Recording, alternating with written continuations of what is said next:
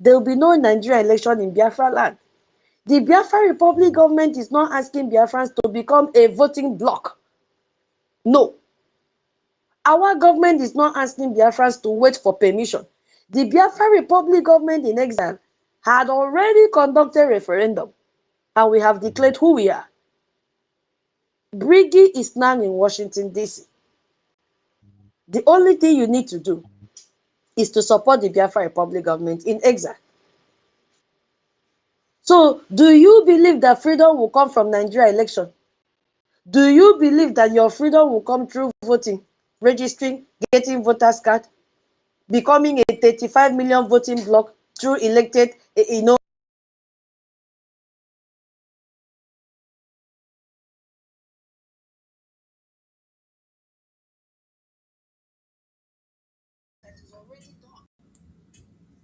50 million vote casted in 2025 and the declaration ratified document, only one part leaked back into the Nigerian system. The same system that put Onyendu in Sokoto, the same system that cannot protect its citizens, the same system that is celebrated at Windsor right now as we speak, while Nigeria burns, only that one system can return you to your slavery. And the other part will lead you forward. And it is through Washington, D.C., through international law, through the legitimacy of a referendum document that has happened. So when Aloy Ejimakor shares later calling Biafrans to participate in Nigeria election and says nothing about Brgie, he says nothing about a referendum. Ask yourself, whose interest is he serving? When that nonsense Okorie writes reclaiming political relevance in Nigeria and says nothing about Biafra freedom, they are having the same agenda. Ask him whose agenda is he advancing.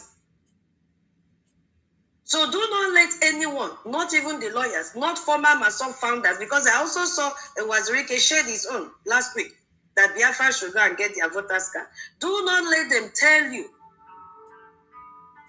or send you to your early graves. Do not let them tell you that you need to participate in Nigeria election to earn your freedom. Go back to that later. You will see another point that he made there. He said, the Igbo agenda dialogue. I don't know if how many of you have that document, so I will soon pass my mic. He wrote there, he said, Igbo Agenda Dialogue has incorporated and established a functional office, listen, in the United States of America to do what? Coordinate and engage the vast Igbo diaspora population. Now think about what this man wrote there. At the exact moment our Biafra Republic government in exile, with His Excellency Ogechukwu Nkeri, is meeting with Senate, meeting with speakers, meeting with congresspersons, engaging the Senate Foreign Relations Committee, and doing the actual diplomatic work of making the case for Biafra independence at the highest level of American government. At that same moment, the people around Onyendu's lawyer are opposing a competing office in America. That is what they are doing, with a complete opposite mission to mobilize Igbo voters for Nigerian election. That is what they are doing. And they are going to extort money from Biafrans that they are supposed to fund their freedom. Do you see what is happening? Our Brgie is in Washington, D.C. doing the work of freedom, and the lawyers are opening office to do the work of elections. And our Onyendu in Sokoto cannot speak because he is in a solitary confinement, and his lawyer is sharing letters telling people to vote for the government that put him there. What is going on?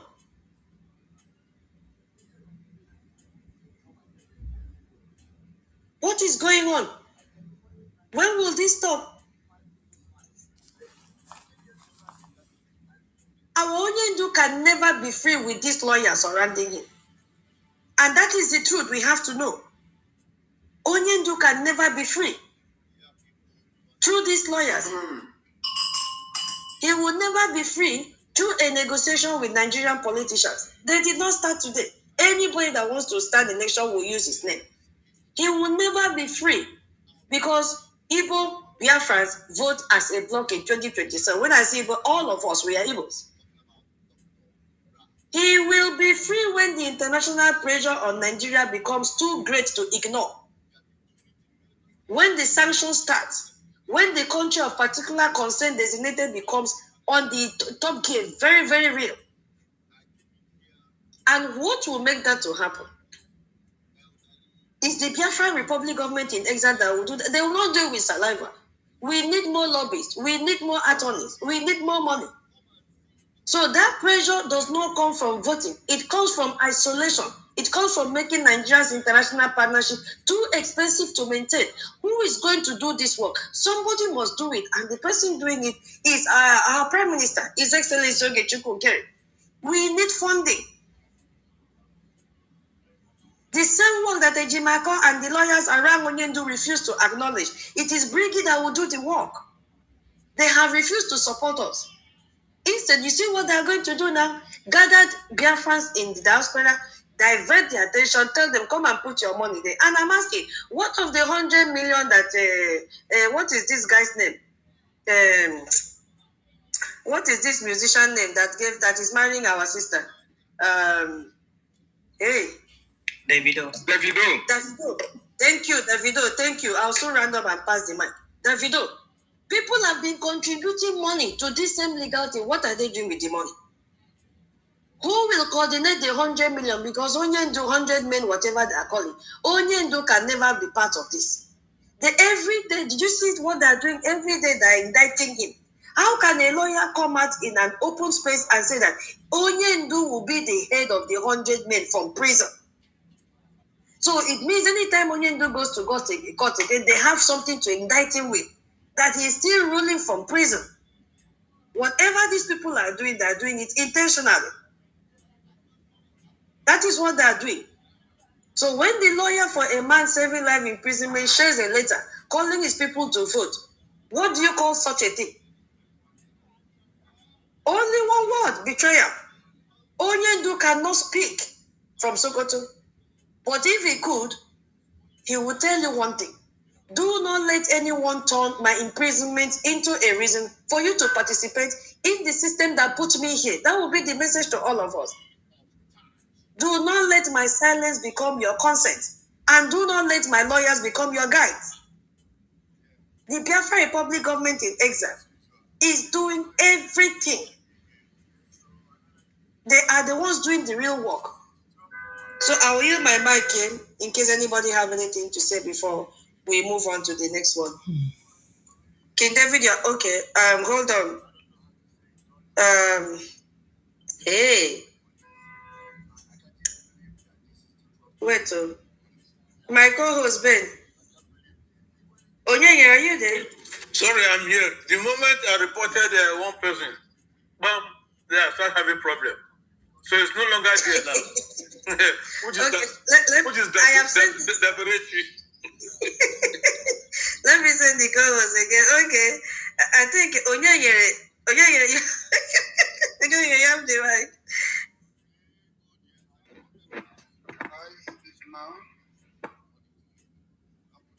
Onyenya, speak up, but your voice is very feeble. It's very weak.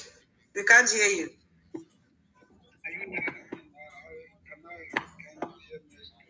We can't hear you. Are you in the other room? I am not in the other room. I'm here. Can you hear me now? We can hear yes, you now because the other voice earlier on, I place you there for somewhere. Thank you very much. No. I know there for somewhere. I know there somewhere. Us in this space, I want to greet our host. Thank you for hosting. Our co-host, Incy, thank you for co-hosting. And I want to greet every Biafrans that are here. Good evening, good morning, good afternoon, depending where you are joining us from. You see, I was here when Mighty Dot was speaking, and I heard that reach from him.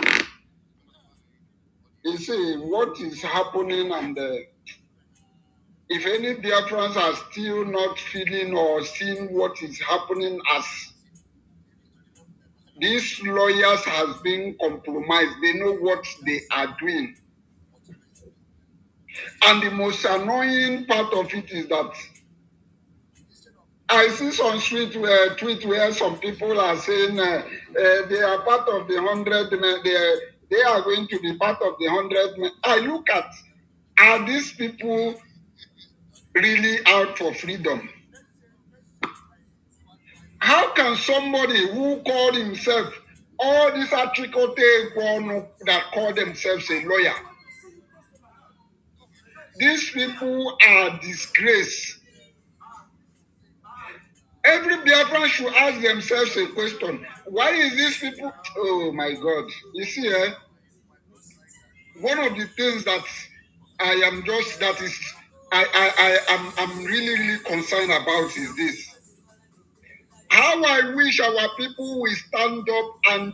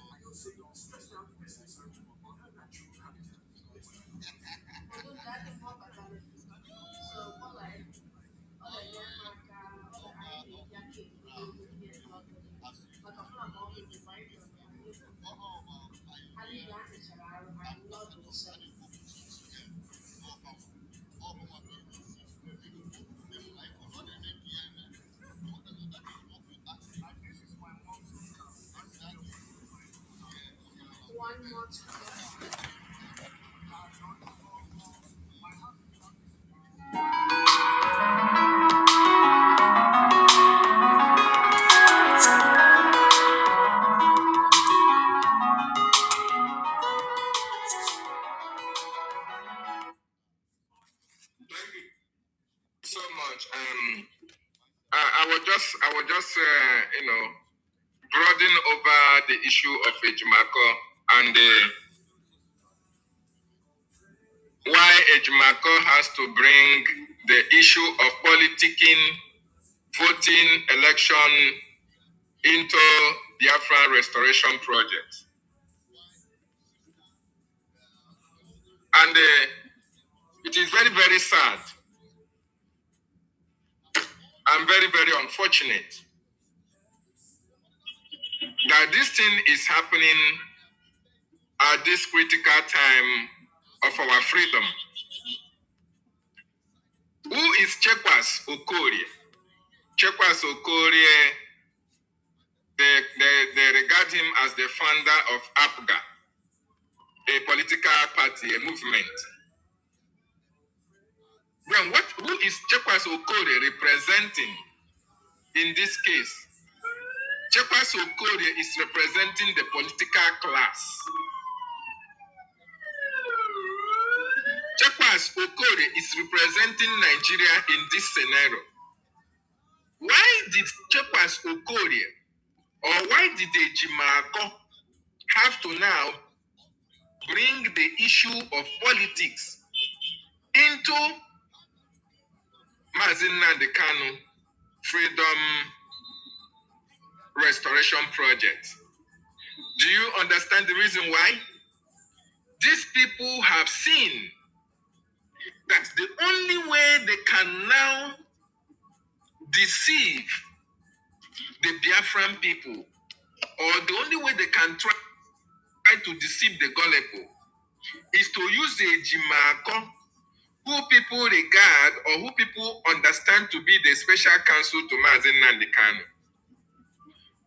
They only need to use him to share that information of Chekwas Okorie into the platform where they understand that millions and lot of Biafrans goes to his platform or go to his X handle to see what the update on Mazi Nnamdi Kanu's case as a special counsel. So why did Ejimako have to now share that information on his wall? If he's not the one who wrote it, we understand. The reason why Ejimako has to do that is to be able to buying the minds of Biafrans, that our leader Mazi Nnamdi Kanu will somehow approve of election in Biafra. That is why Ejimako have to do that. And it's very, very sad and very, very unfortunate and very, very uncalled for.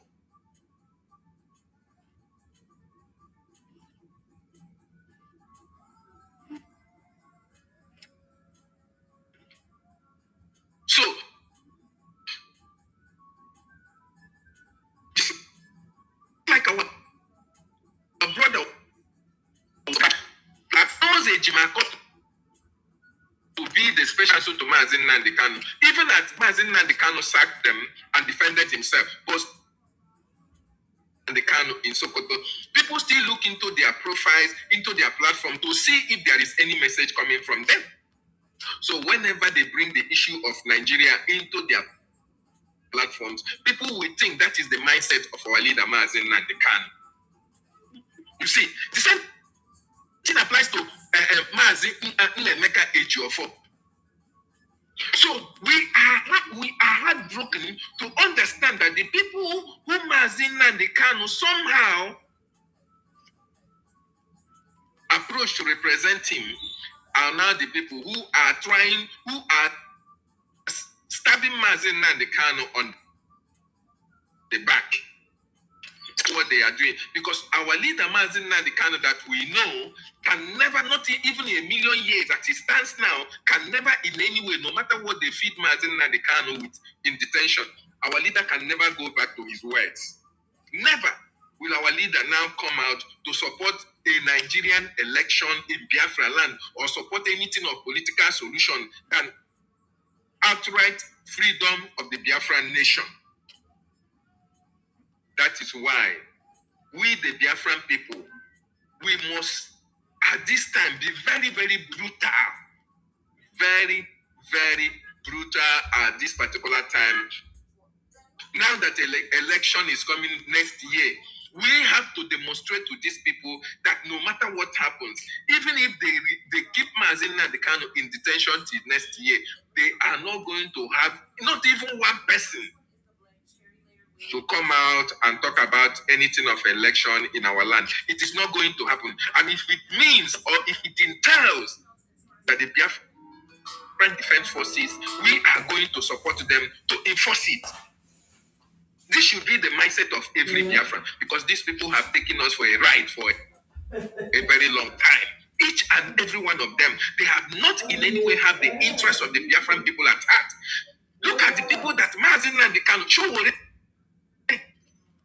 Showore called for a 1 million march for the release of the man that they are defending in Sokoto, a man that was jailed.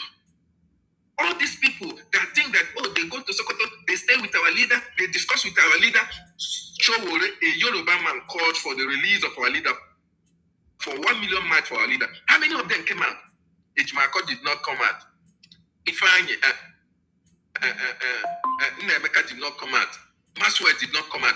All these people that will come to Mura and tell you that Mazi Nnamdi Kanu is unjustly detained, Mazi Nnamdi Kanu should be released. They need political solution. They want Mazi Nnamdi Kanu to be released. They did not come out to show those that for our leader for that 1 million man. But they will come out to tell their friends that, oh, now that the Igbos have been marginalized, we have to come and take our political space under Nigeria, when they know very well that our leader is against such a move. Our leader, Mazi Nnamdi Kanu, can never buy that crap. And any Biafran that is on this space, either you are listening anonymously, and one way or the other, you are supporting all these kind of foolish attorneys or lawyers that are representing our leader, or you one way want to believe in what they are saying, you are the greatest fool of this century. Because our leader, Mazi Nnamdi Kanu, this is 5 good years. 5 good years that Mazi Nnamdi Kanu is incarcerated. 5 good years that our leader, Mazi Nnamdi Kanu, is being detained for committing no crime other than fighting for the freedom of our people. And the people that we are charged with the responsibility of even defending him, his cause, for freedom, which each and every one of them have accepted. Each of every one of them have defended that our leader has committed no crime, that it is within his right to fight for self-determination. And yet, every now and then, they understand the position of our leader, but yet they try to deceive the people in order to deceive us into coming into one Nigeria election again. Why are all these things happening? These things are happening because these people are working for the Nigerian state. They have tried their possible best to see how they can coerce Mazi Nnamdi Kanu into accepting any political solution or into believing that Nigeria is workable. But our leader has disappointed them. Now they want to climb on the back of our leader to come and tell you one thing or the other that our leader never said. This is not who Mazi Nnamdi Kanu is. And nobody should believe anything that these people are saying that is coming out from the mouth of our leader, Mazi Nnamdi Kanu. Remember, since 2023, they try to deceive each and every one of us. If not that this government was destined to succeed, by now all of us would have hands down start talking about one Nigeria. But because this government was destined to progress, because this government was destined to succeed, that is why you and I are here. That is why we can be able to decode in whatever way they are coming to deceive us. We can be able to know their mindset. We can be able to know what their intents are. And we are not going to buy that crap. We are not going to in any way succumb to their evil schemes against our people. It is Biafra or no Biafra. It is Biafra or Biafra. Nigeria, we can never in any our vomit. Our leader had lost his parents because of Biafra.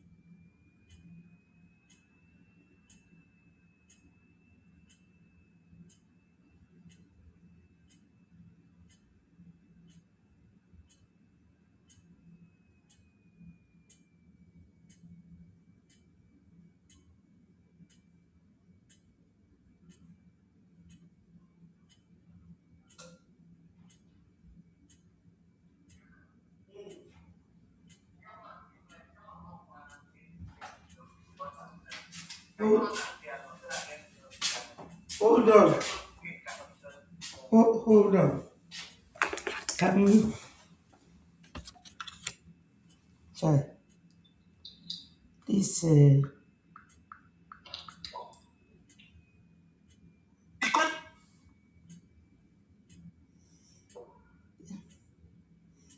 This.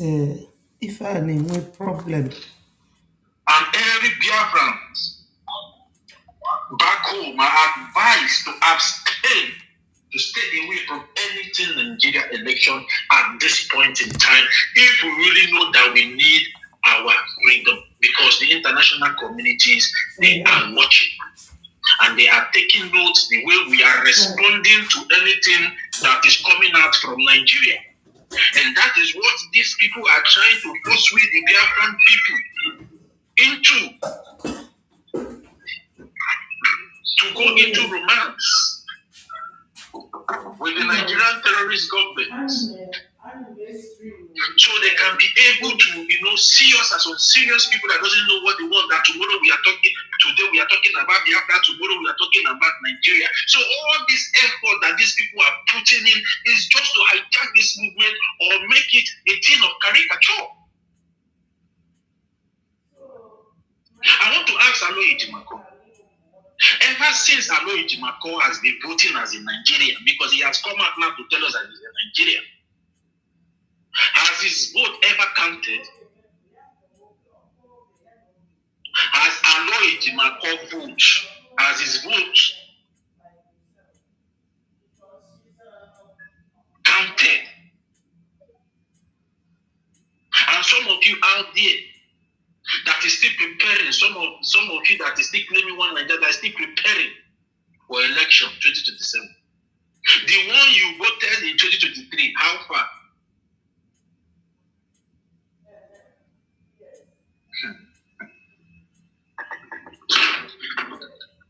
It's time for every one of you out there that are still feigning ignorance of what we are doing as a people to wake up.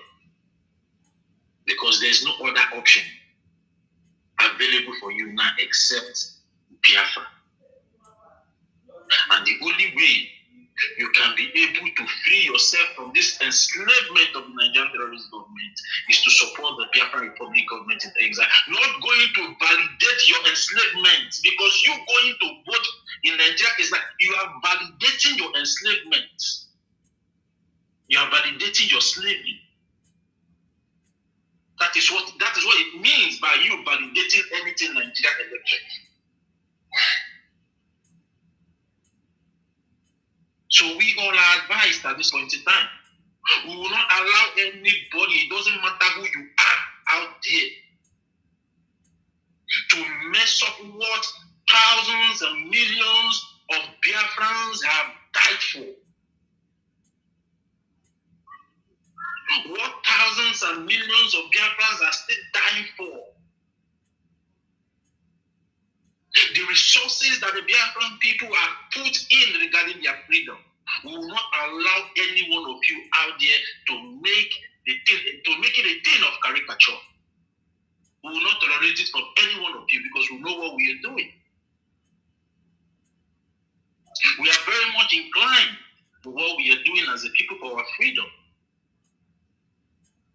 And all the steps that the Biafra Republic government in Nigeria have been taking all this while has been the right step. And that is why they are getting the deserved result that they are getting in Washington, D.C. today. So the question you need to ask yourself now is, has your so-called vote ever counted in Nigeria?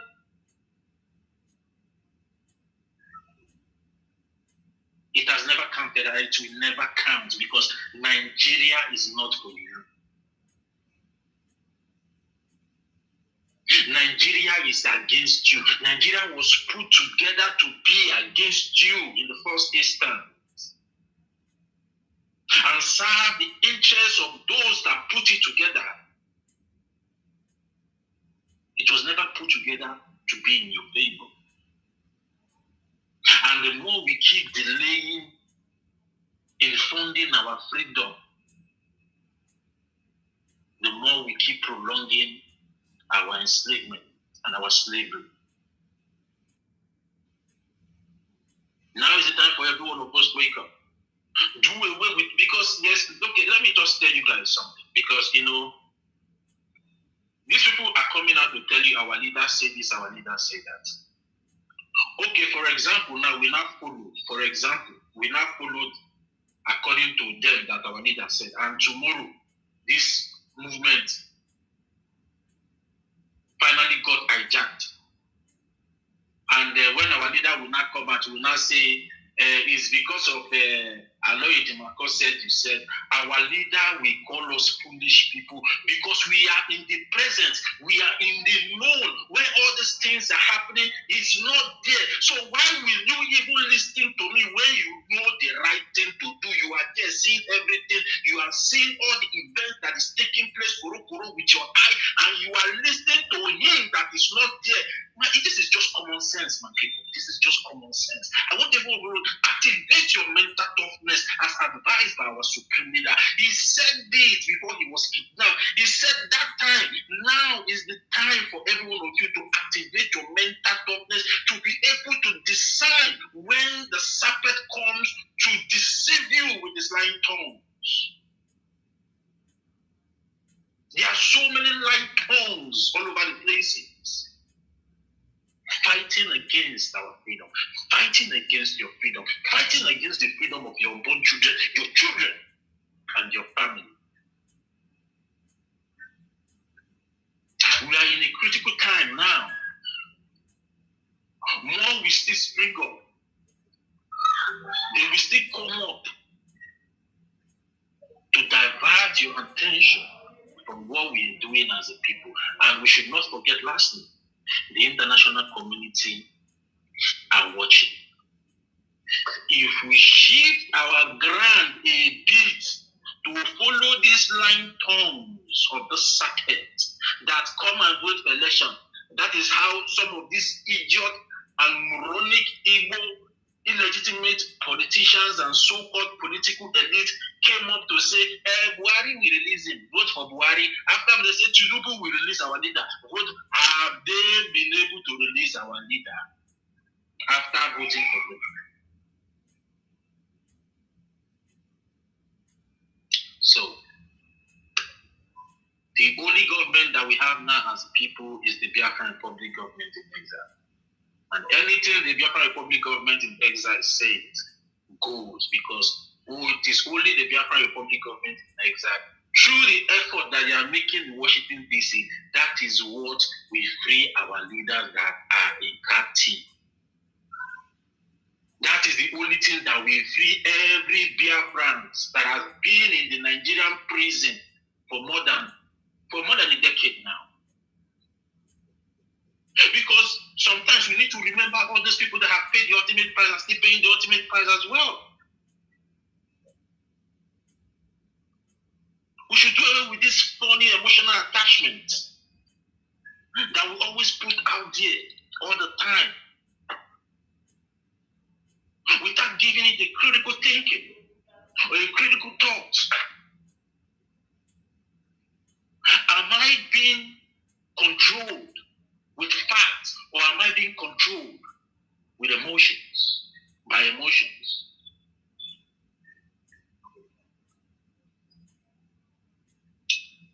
Biafra, now is the time for every one of us to wake up. They will keep coming, they will keep coming, they will keep coming with different, our leaders say this, our leaders say that. We have a government. If there's any information that they want to pass, they know the right channel to pass, they should approach the Biafran Republic government in exile, Prime Minister, His Excellency Mazi Ogechi, and confer whatever message that is coming from our supreme leader to the Prime Minister to look into. They are not the spokespeople of the Biafran people. No, our leader did not introduce them to us as the spokespeople of Biafra. We have a government. If you have a message from our leader, approach the government and confer your message to the government, and the government will look into it and find a way around it and see if it is legitimate or helpful regarding what we are doing at this point in time as a people for our freedom. And if it is not helpful, they will put it aside and also advise our leader, Mazin Nambikano, the best route to take regarding what they are doing for the freedom of their own people and also his freedom, because as it stands now, we are the people fighting for them, they are not fighting for us. Because a captive man cannot free another captive man. It's not possible. We are opportune to be out. And we will do.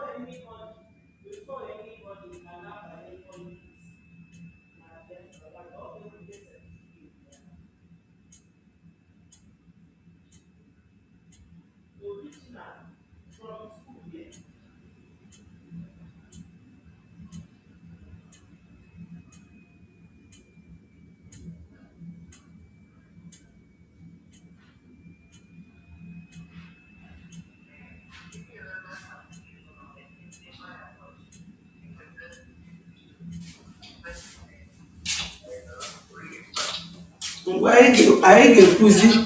anyị ga-ekwuzi leta.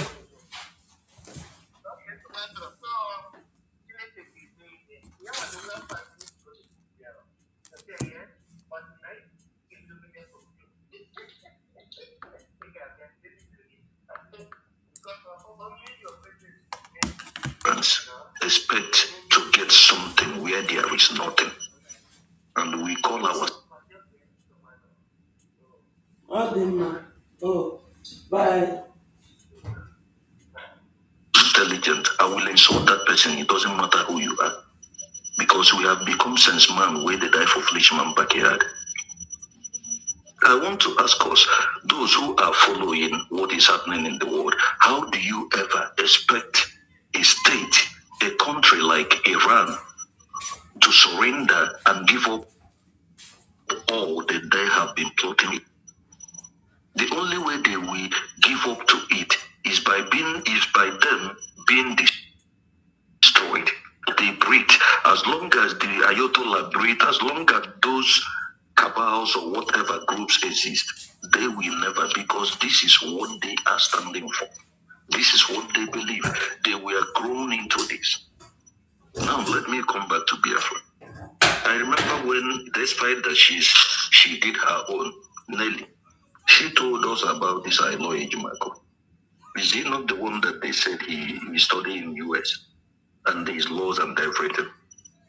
Why I pointed it out is not because of what Nelly said, but for us to understand, like our Mr. Totti said, all these people, they know what they are doing. They are just fighting for their belly. And that is why I keep saying they will never go free. How I wish I have the resources that it takes. You know, like I say, me, I don't hide anything. For somebody that will say this guy talk, any day, if we are still on this any day, God, Chukwu Okike Abiyama will give me opportunity. Believe me, I will go privately on these people. And I will go, the level I will go, you will hear, I will start from their children for them to feel what others are feeling. I don't hide it. I don't care who will tell me you say this. Because those that they are killing, those that they are committing all this atrocity are people's brothers, people's sisters, people's husbands. So what makes you so special when you are killing others? Let you be killed so that you feel the pain of what others are feeling. Now, I want to ask us, I keep saying this, any human being that, or any Biafran that is believing that the so-called Nigerian Fulani Islamic terrorist government, that is what I call them, will release our leader, then dog is better than you. Because they will never. This is somebody they spend millions of dollars to kidnap from Kenya. They have tried to kill him, he escaped, not because they left him. They went to Kenya, tried to kill him there. Unfortunately for them, Chukwu Okike Abiyama is with our leader. After 9 days or 8 days that they were torturing him, he did not die. Before the awareness came up, that was why now they repatriated, they brought him back. And you're still hoping, believing that they will leave him. I will be saying this. The only thing that will release our leader is two things. Two things is war. One is war. The most relevant one, the most effective one will be what we do. We Biafrans, is our actions that will release our leader. That will make the world listen to why our PM is where he is. Are we not ashamed of those who is saying our PM? I keep saying it, you say our PM, Simon M, and your PM is in jail. Are you not a coward and you call yourself a man that you educated? Are you not stupid? Just like my beloved sister said here, how do you expect your leader to give you an order maybe to rule from inside the prison? Who does that? When we all know that prison is where you stay, your freedom is completely being taken away. You no longer have a word of your own. Why is it difficult for us to understand? Now, what is playing out is that what our lawyer Michael and others is doing is just simply one thing. They are trying to destroy what our PM is doing in Washington.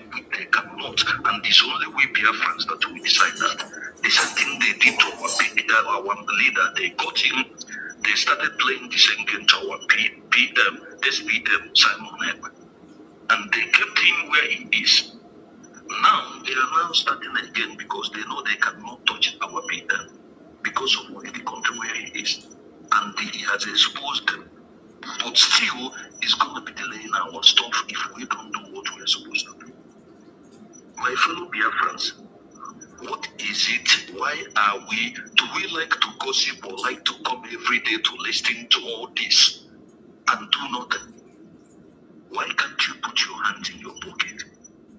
Why can't you do the things you have to do? Why can't we make the use of our numbers? It doesn't matter, because if we learn and understand that we can make use of our numbers, we see this thing we shout every day. 1 million people for one Ejema weekly is 1 million Ejema weekly. 500,000 people, 200 Ejema is 1 million. And this is what we can do, is not what we cannot do. All these things, it makes me so angry that sometimes I say, we Biafrans, believe me, some of us, they don't deserve freedom. They don't deserve freedom. We are supposed to be in the front stage. But when we are doing mumu, when Americans, they were talking about us. Iran came, they took over. We are still doing mumu, we are still delaying. Venezuela, they came up. They have been fighting. Let our people go and see how many years Venezuela did their protest and was against their triumph or whatever before he was being taken off. Iran, the same thing. Now in Cuba, they have came up, they are starting their own. And we Biafrans, what we are not to is to go and see how America is bombing Iran, Israel is bombing Iran, and we tell all these stories. But our backyard, others are taking it, and we cannot do nothing. We gossip like women. Even women don't gossip these days. Men have taken over gossips. So, like our sister, my auntie used to say, Sister Betty, our men, we have taken gossips. Where is our mind? So, finally, for me to finalize it, sorry, I'm not okay, I'm not feeling well, I don't want to get angry. What I'm saying is this. If we cannot understand that Aloy Ejimako is playing the script that the Nigerian government gave to him, all of them, like our Toti said, they went for the protest that was in Abuja that was organized by Sowore. Then the one now that was being organized in the Biafra land, the homeland, the state, none of them showed up. Then what is difficult for you to understand where these people are going? When are we going to stop to be listening to what people say and watch what they do? When are we going to start doing that? The time we start doing that, that is when we are going to know where our problem is. And the another thing that can only release our leader is if American government did interfere. But how will they interfere when we are doing nothing?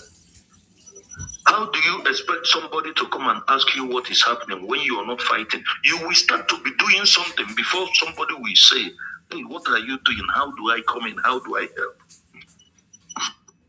If we don't do that, I pity those who I pity, most especially those at homeland.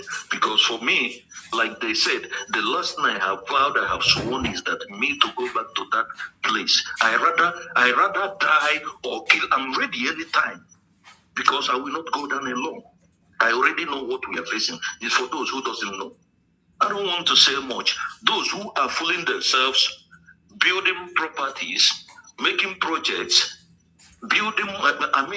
chasing money that you don't have any security to secure, and you're calling yourself a human being. We'll be watching you people, all of you. Finally, my sister, please, I will later be waiting with today, tomorrow, anytime. If I see my beloved sister that used to help me, okay, I'll be donating 15 Ejema for the place for the week, please. Thank you.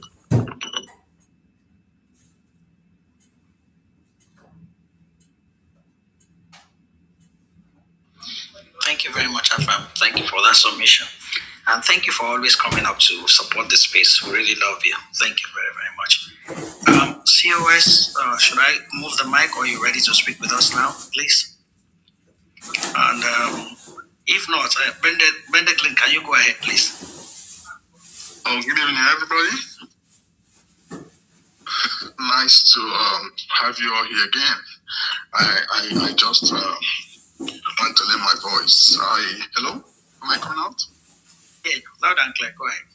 Okay.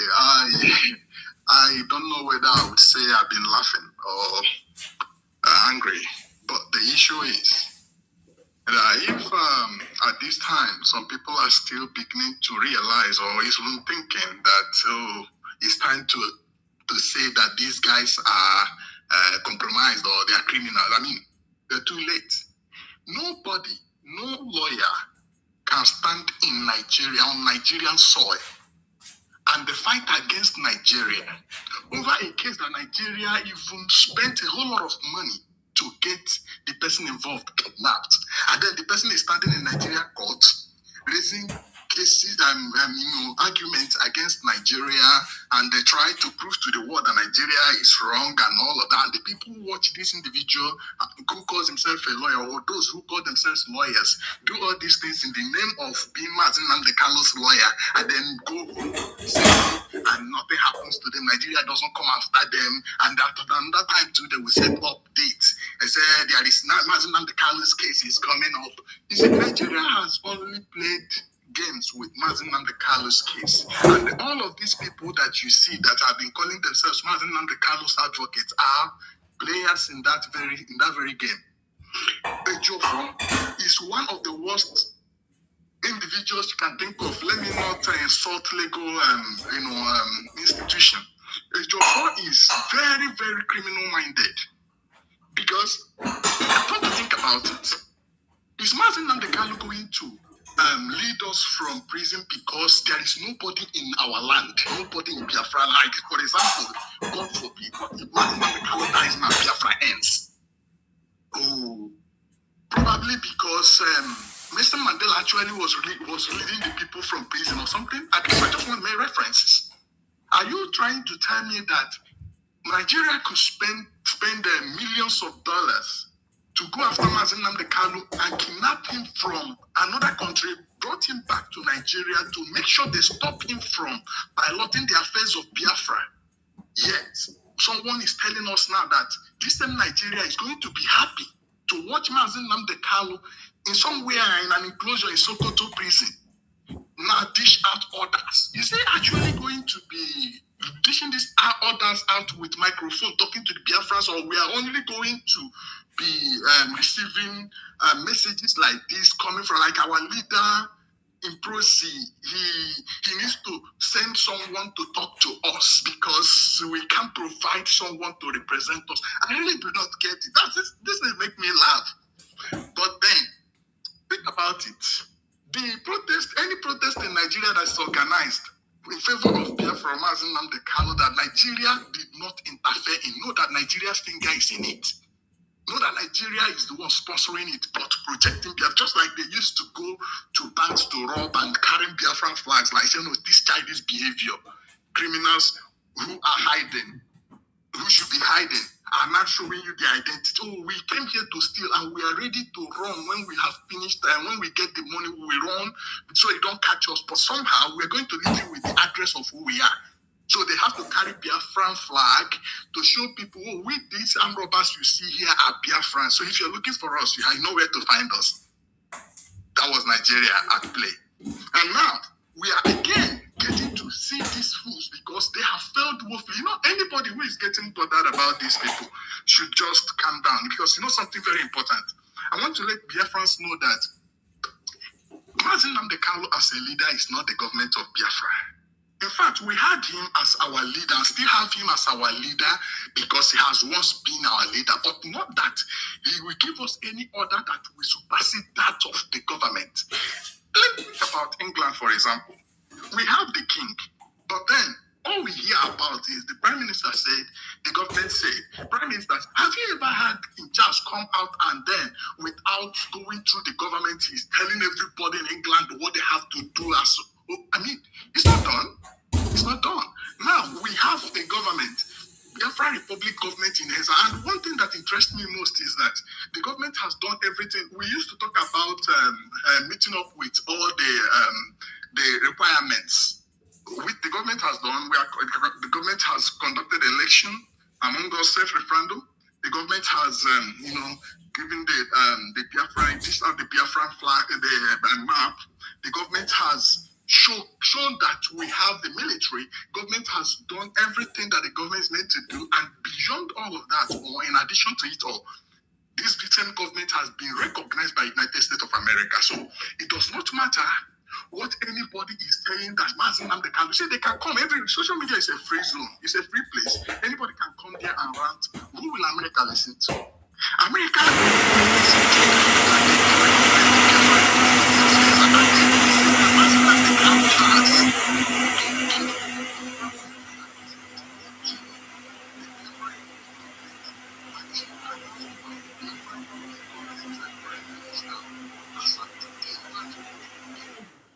that is null and void. Anybody will take it. Any other person can bother themselves within the Biafran space, but America will not take it seriously because it's not coming from the recognized body, the recognized government. So that's what makes me happy. You see, the war, the fight for our freedom has gotten to a level where when these guys come out, they know they simply have come out to seek for relevancy, not that they can make any impact. They're just there to deceive Nigeria or make Nigeria feel they are doing something. And they know they're too late. To start with, the lawyer, the legal representative of Mazi Nnamdi Kanu, is not there to get information from Mazi Nnamdi Kanu from prison. To which he was brought to release Mazi Nnamdi Kanu. Okay, if Nigeria is so comfortable now that Mazi Nnamdi Kanu can actually organize, organize the group, and then pilot on deliberate on issues that have faced Biafra from that prison. Why have they not released him? Why are they still holding him? Simply because they want to hold him there until whatever will happen if we don't do anything happens. Reason being this: as long as he is there and you all put your mind in Mazi Nnamdi Kanu as your leader, as someone you take instruction, Biafra will never come. Biafra will never, because Nigeria cannot allow Mazi Nnamdi Kanu. If at all Mazi Nnamdi Kanu is the one saying those things, Nigeria can never allow him to say anything that will make it possible for Biafra to. What is so difficult? If Nigeria is so compliant,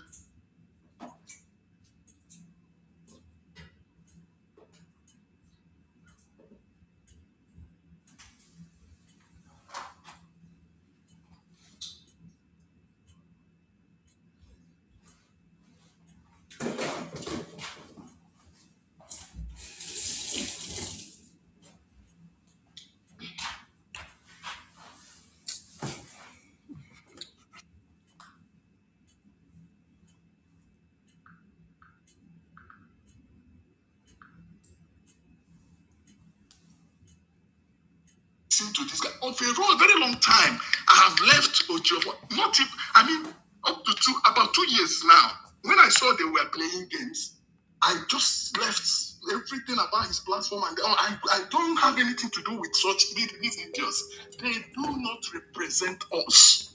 And again, somehow, somebody may come up and begin to wonder, the Biafrans are now saying that if Mazi Nnamdi Kanu is going to be the leader, is going to do this, let me tell you people are like our COS, they say, you people are forgetting so quickly. Have you forgotten that this same Nigeria paid a lot of Iraq, over 500,000 of them, to fight at the time of our former Prime Minister, Mazi Nnamdi, fighting Biafra. So the same way they have paid, because all this is a staged games. Before they ever published anything online against Biafra and saying Mazi Nnamdi Kanu said, they had already paid people who will immediately take it up and begin to make comments and make it sound and look like it's Biafra.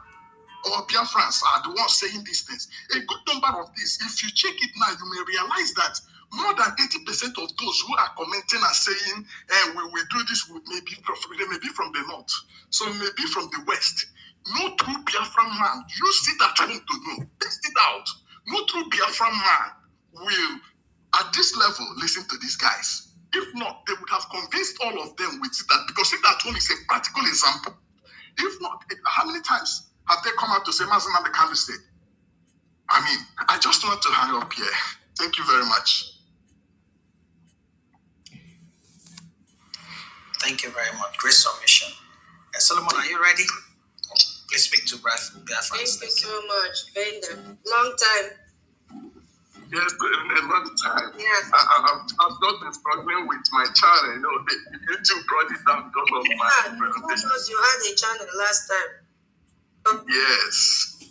So I'm trying to see what I do and come back up. Okay, it's okay. Just let us know when you are back so that we can support you. All right. All right. Thank you. Spread this information. All right. Thank you so much. All right. Yeah. I appreciate it. Please, 1 minute. I'll do the.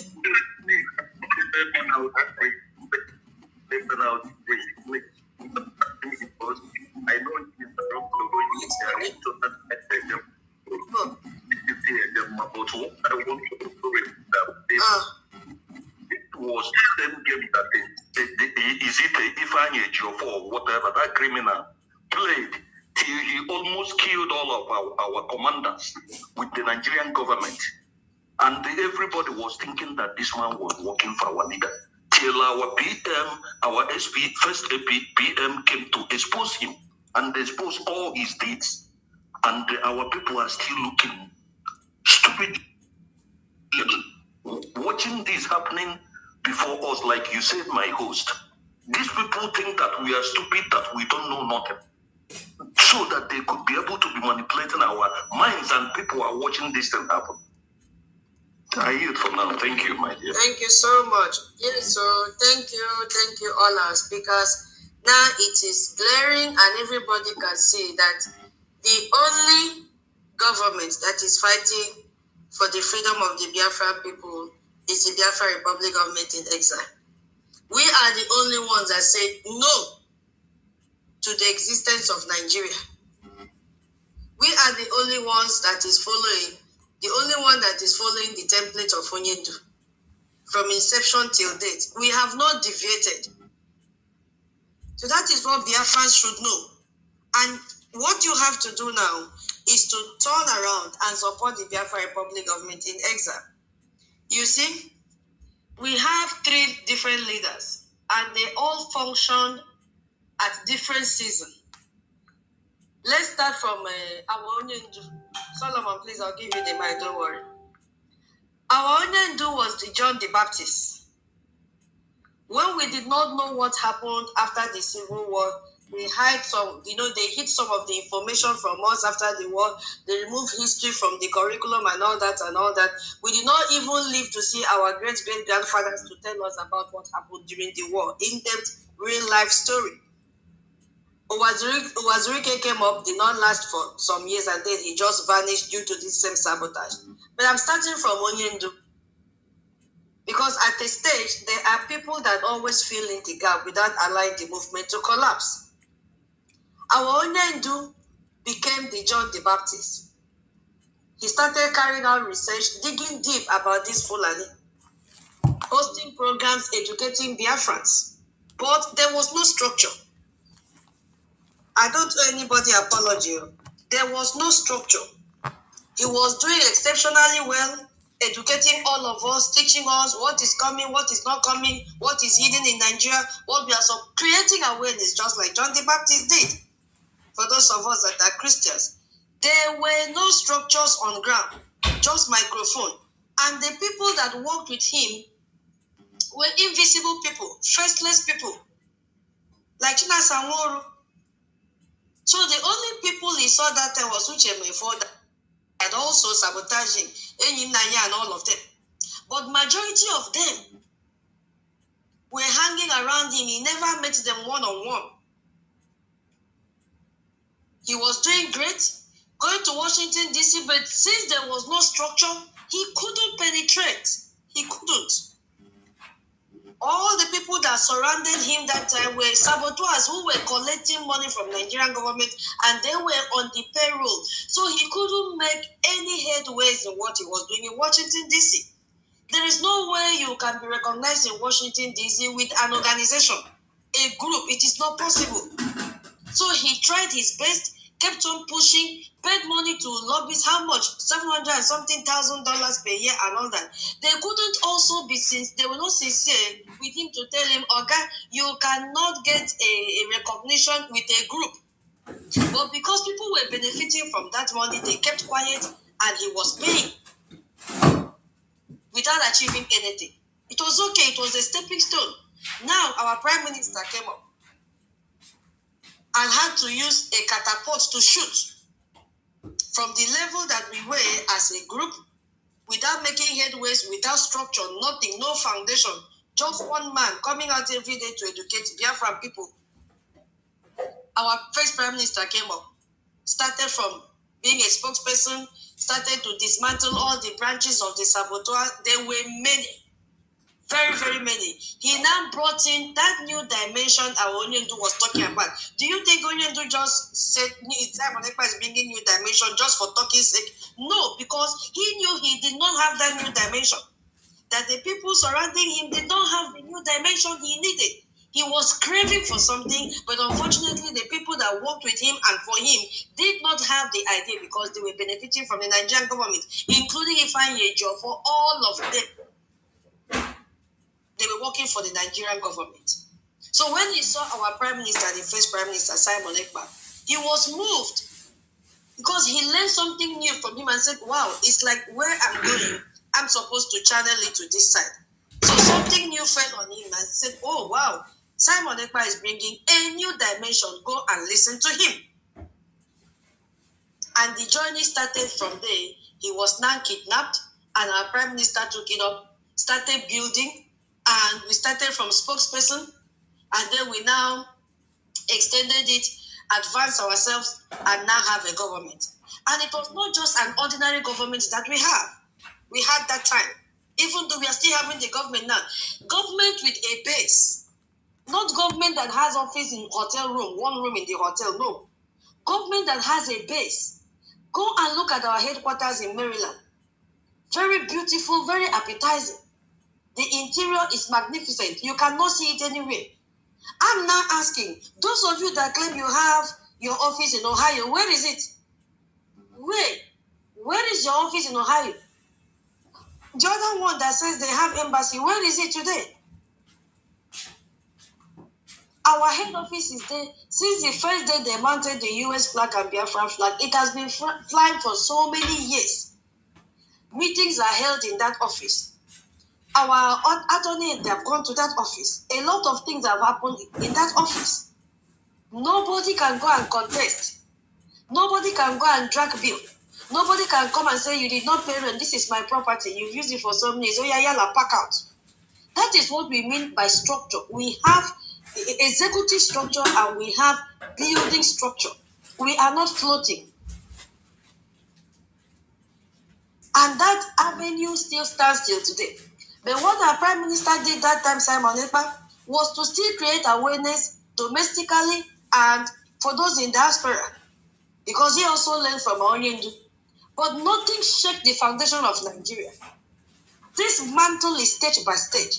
Nothing shakes the foundation of Nigeria. Nothing puts them on toes. At that time, he finished his job because, nothing happens without the consent of God. God knows why he took Simon Ekpa to prison. If not, the saboteurs that surrounded him would have killed him. So he is there to rest and have his life back. At the appointed time, he will be released. If he was there for a redeclaration in Latin, he would have gone. Because he trusted everyone, not knowing that he had so many saboteurs, so many poisoners were all there surrounding him. What am I trying to say? The mantle now is on His Excellency Ogechukwu Nkere, who was still the man doing the work even when Prime Minister Simon was there. Without Ogechukwu Nkere, there is no information, there is no update for our Prime Minister to come and host space and tell you this is what is happening. Or maybe he will dance with Chatter, dance with this and tell you Nigeria is gone. Say everything he was saying. Somebody was giving him a push. Nigeria did not cry. Only Musa used to cry because they couldn't penetrate our land. And now, His Excellency Ogechukwu Nkere has taken over that office. He was duly voted in based on the structure that we have that gave us the document charter that was signed into law. And we are following that law and every content in our charter and our bylaws. That is the structure that was lacking when Onyendu was in. So we have reached this level that a government is talking to a government. Now look at what has happened now. Nigeria is crying. They have gone to sign. We could make on a. Hey, what? No, I'm not ending this place. We will continue with this place on Friday, God willing. Nigeria is crying. They have gone to sign trade agreement with UK. They have signed with Turkey. They have signed with Iran. They have signed with every other nation that is opposing United States of America. Why? Because there is a fire coming from Washington DC, from the Biafra Republic government in exile. That is the reason the lawyers are panicking. I am using this opportunity to tell Biafrans, wherever you are, come back and support the Biafra Republic government in exile. No other person is putting Nigeria on toes except the Biafra Republic government in exile. His Excellency Ogechukwu has made the world to know the genocide that is happening in Nigeria. Despite that, on the 25th, 4 persons are going to deny. No other people. We are the only ones. As our brother said, Onyendu is an adult. Our first Prime Minister, Simon Ekpa, is an adult. When they come out, it's either they join the Biafra Republic government in exile or they keep on sitting on the fence. We don't care. This is our freedom that we are talking about. We need our freedom. Biafra is not a family business. And Biafra is not for an individual. My people say, that when one teeth is removed, another teeth will grow. And even becomes harder. That's why we are here. We are not playing games with our freedom. We are not looking at anybody's face. So Biafran should come and know that nobody, look at all the groups, how many of them have done anything positive? How many of them have even have concern for your security and safety? How many of them is speaking about your freedom? None of them. Instead, look at the pattern. Every one of them is looking for a way to destroy Brgie. Because they know Brgie is the only one doing what they're supposed to do for you to get your freedom and also to free our leaders.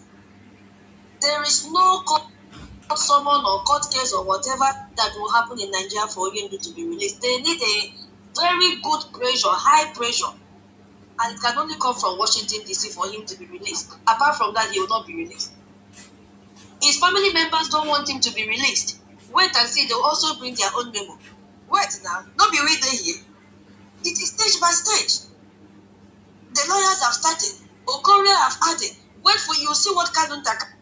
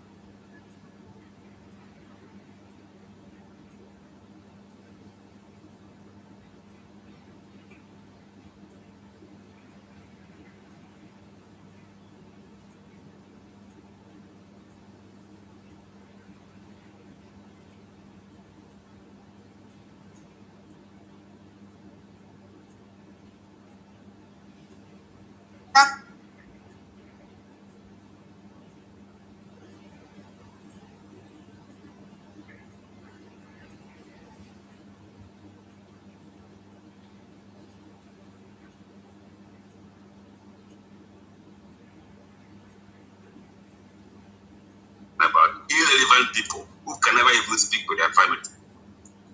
These people, they cannot be freely speaking for our leader in Zoom. Let's not deceive ourselves. No good lawyer will be in Nigeria to defend our. How?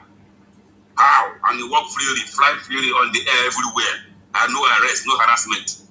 From 2021 to date, we know those things, but God has time for everything. And now they don't carry their hand; they expose themselves. So I don't even know why any Biafran will listen to them, obey them, or follow them. But I know, as stupid as our people are, they will still go to them and say, oh, but the Ghana lawyer said, when they know that this man has no lawyer, for the last time I checked, he has no lawyer and he has no spokesperson. So anybody can come in the name of our spirit that say, and our people will still go and follow them. That is why we are wasting time here talking all these things we are talking here. Because our people, they have ears, but cannot hear anything. Even when the ear cannot comprehend nothing, they always go against their own selves. That is why many of us are wasting time here talking from morning till night. But at the end, those who will foolishly follow these idiots who are looking for their own private money will still go and fall their victim. And the zoo will use them and sacrifice to still keep that useless country going. We will still be here shouting. So I'm not coming here to waste anybody time because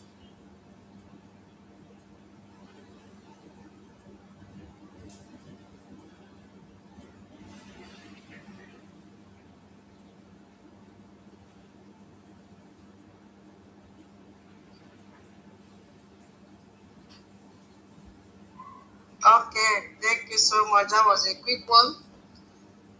All right, thank you, Biafrans. We'll call it a day. It was very, very interactive. In fact, the first 2 hours, I really enjoyed it. I wish space will always be like this. So interactive, it was informative, it was educative. A lot of speakers. Oh my God, I enjoyed it. In fact, it's like today is the best. Yes. COS, thank you so much. My co-host, oh, you guys were wonderful. Our Minister Ben and Minister Nsi, thank you so much. Totiville, what can I do without you? Thank you so much. Ben, thank you. Mweze, Afam, Emeka. Today, Emeka spoke to show you how serious his face was. Emeka, please, you'll find time and educate us in that Biafra shop. Emeka spoke today. You see, it was not a small space.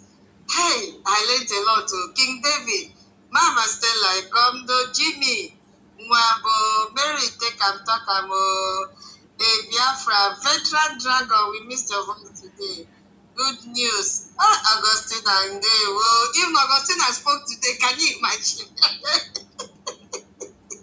Augustina spoke today after speaking, she gave us a donation.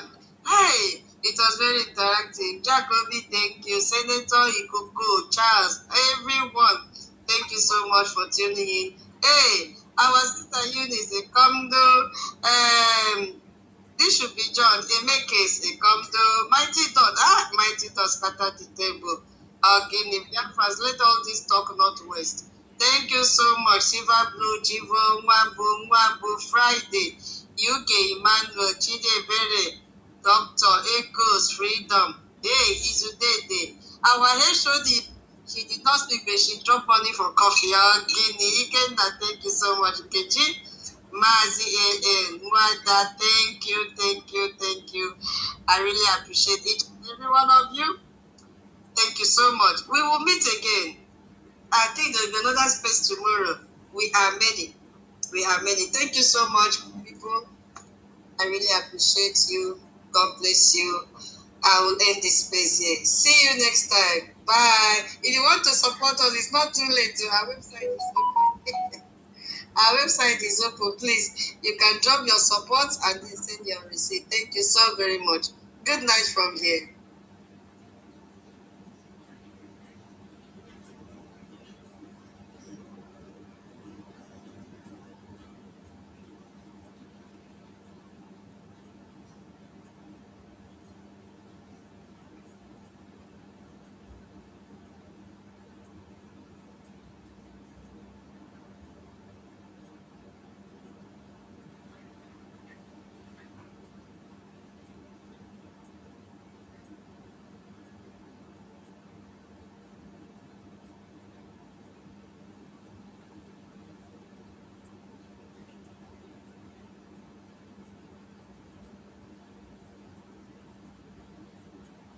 Was $1,050,000,000.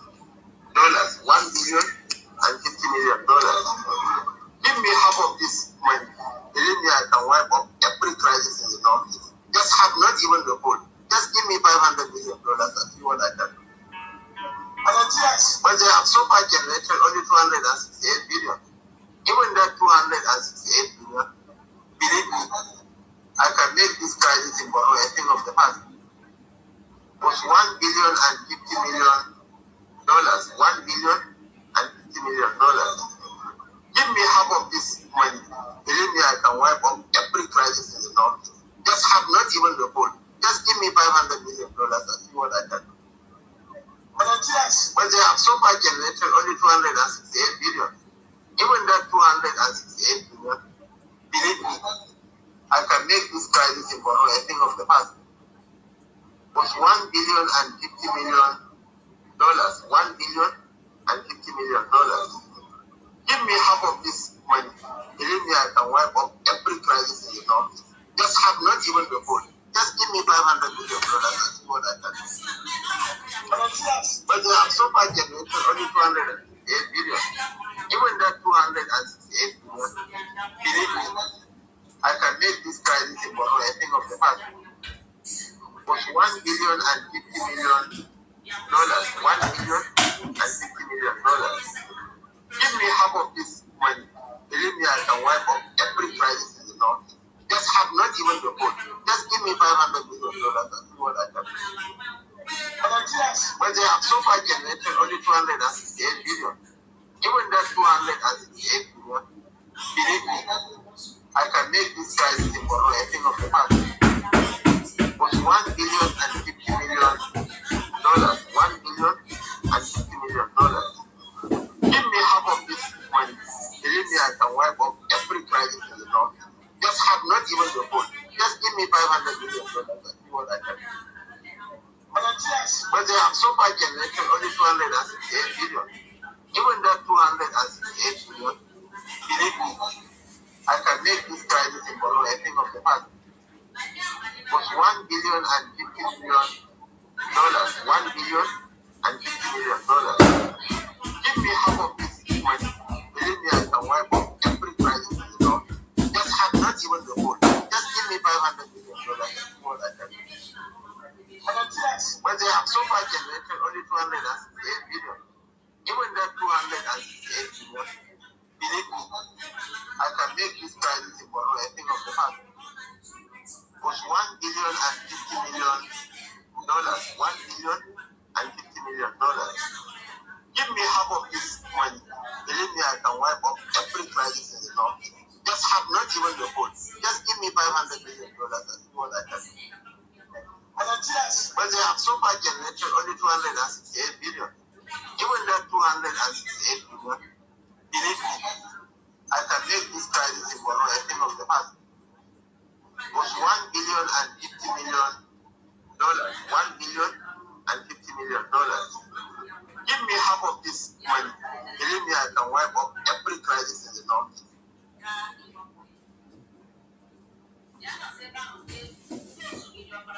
And each and every one of you up to speed. This is a live presentation going out to the entirety of humanity. The time now is 4 minutes past 7 p.m. in the glorious and blessed land of Govt, the land of the council, the land of the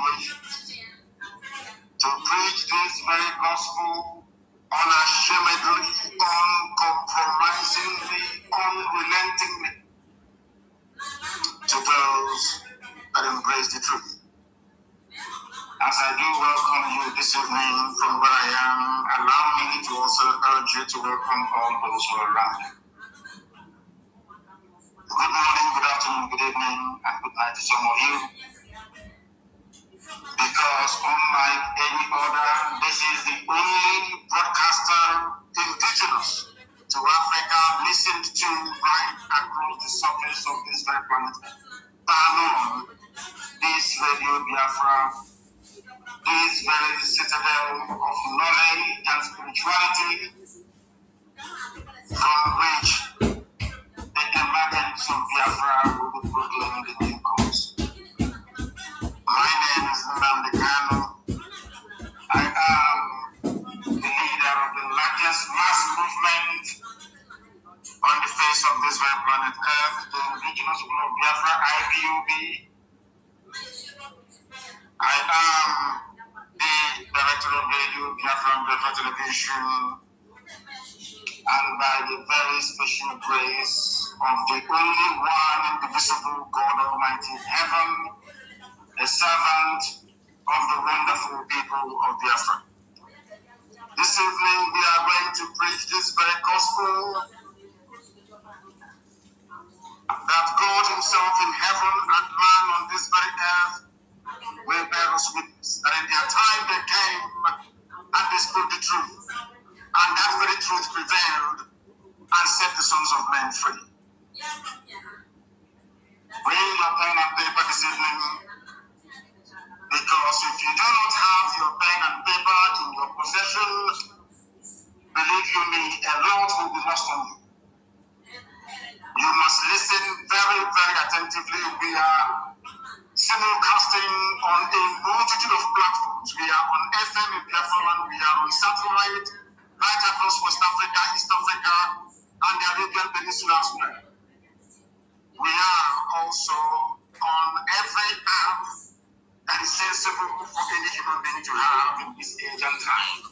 IPOB, Community Radio, Radio Biafra app, TuneIn, Simple Radio, everywhere. Radio Garden. If you want to listen to Radio Biafra, simply go on Google and say to Google, how do I listen? We are also on YouTube.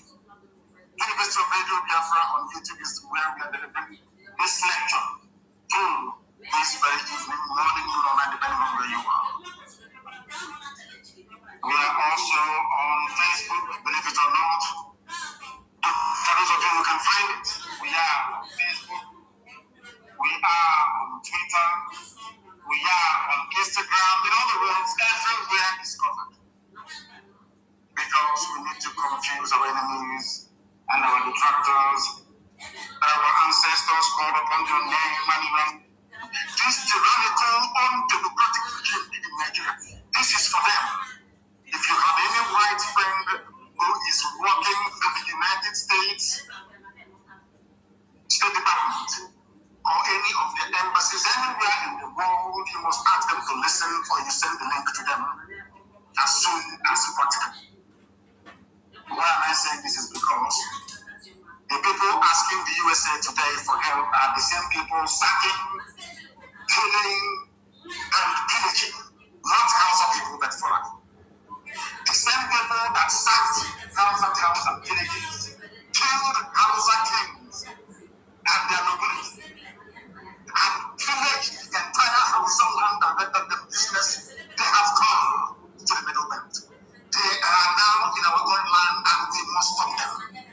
The United States of America, the U.S. ambassador to the zoo, the UK presence in Nigeria and all across Africa, they must understand this very, very clear. The demon that we are fighting are Fulani. They are now asking you to come to help them elongate, or should I say, accomplish their Fulani, their caliphate, their empire that they have been seeking to build for over 200 years. They used their stupid one Nigeria mantra, it did not work. People are now alive to what is going on. They have now resorted to working through Obama, who is himself a terrorist, to try to get the Biden administration to help the so-called Nigeria, to help the Fulani Empire strengthen their stranglehold upon the minds of the innocent indigenous population. And that cannot be allowed to happen. making incursions into the Middle Belt. People, I am trying to build a foundation, a preamble to tonight's gospel, that you may understand everything I'm saying perfectly well. Those now making incursions into the Middle Belt are Fulani, not Hausa people, under the guise of one Nigeria. You must understand this very clearly. The reason why Swedes, or should I say, people's land are being taken from them is because you are in a place called one Nigeria. Any day you understand this simple, should I say, conundrum, that very day you will begin to do something to remove yourselves from this wonderful republic. I tweeted before I came on air because the governor of Niger State, or should I say Niger State, issued a statement where he said that bandits are daily sacking our villages. Understand this very clearly. Bandits are daily sacking our villages. This is a supposedly, no, but of course it's Middle Belt. The reason why I tweeted that most of the Janjaweed on my Twitter handle could not understand is this. Niger State is my sympathies lie with local people. I use the word Niger, or should I say Niger State, so that people can understand what I'm saying. I am talking about local people. They are not Fulani. They are not Hausa. They may have been forcibly converted to Islam during the trans-Saharan trade routes, from Arabia, or some of them forcibly converted, because the throne of local land was usurped by the Fulani. I want people today to use even ordinary Niger State. I want people to just I want people to reason for one state. The same thing now happening to us that we are repelling. All right across Biafra land happened in Niger State to Nupe people. Before that, it happened to the Gwari people. Before that, it happened to the Biron people. Before that, it happened to the Bajama people. Before that, it happened to Hausa people. The only people that managed to put up a resistance till today are the TV people from the Middle Belt and also the Karan people from today's Borno State. But of course, they're fighting a losing battle without all of us putting our hands together to say no to these excesses of Fulani Janjaweedism to Nigeria. What happened and why did I tweet? I said that my sympathies lie with the good people of Lupe, I should have said, not the United States. Let me make it absolutely clear. These nonsensical, rampaging Fulanis everywhere, killing, slaughtering, and possibly taking over our land. These same people that jettisoned and abandoned every trace of federal character in their selection and in their appointment. These people that gave themselves majority in terms of the numbers of the people who are in Nigeria by way of census. These same people that control both houses of national legislature, so to speak. These same people that are in Asoro, these people that control the Air Force, the Navy, these people that control the Army and the police, these same people that control the ones unleashing mayhem, death, and destruction upon, should I say, exotic indigenous populations. By virtue of their docility and idiocy over the years, the Fulanis have managed to encroach. And now, they came even to the Banyam. They entered into a growing state, if not for the current work we did for nearly 4 years also. Without mentioning it today, they're going to happen immediately from the terrorist territory.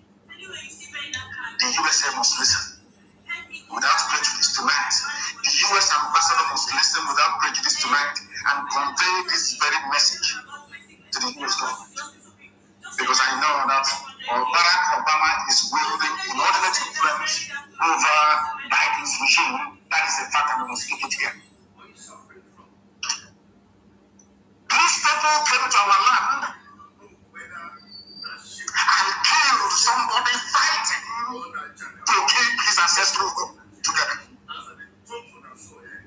And that is why I keep saying it live on air to the hearing of the whole world that the council must be avenged in a grand manner, so that in their next life, these Janjaweed people and the traitors we have in Biafra land, they will know not to touch a warrior and defender of the innocent, which the council was. A warrior and a defender of the innocent.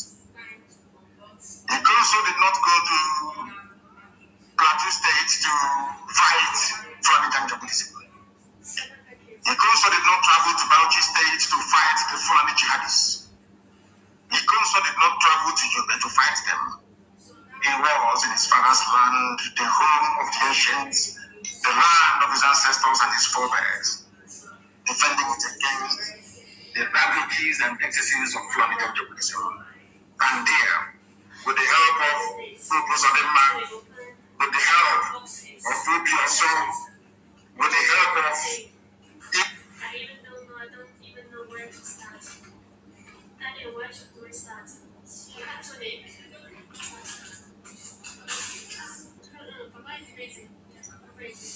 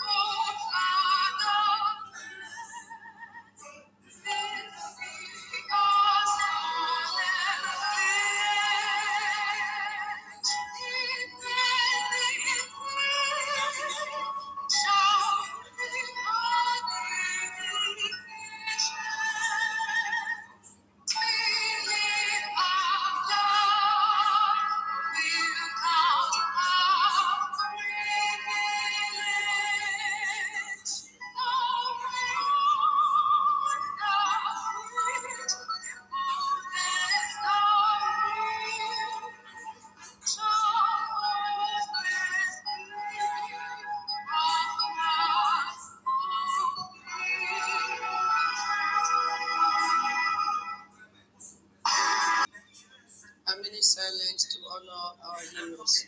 Fallen heroes, the time starts now.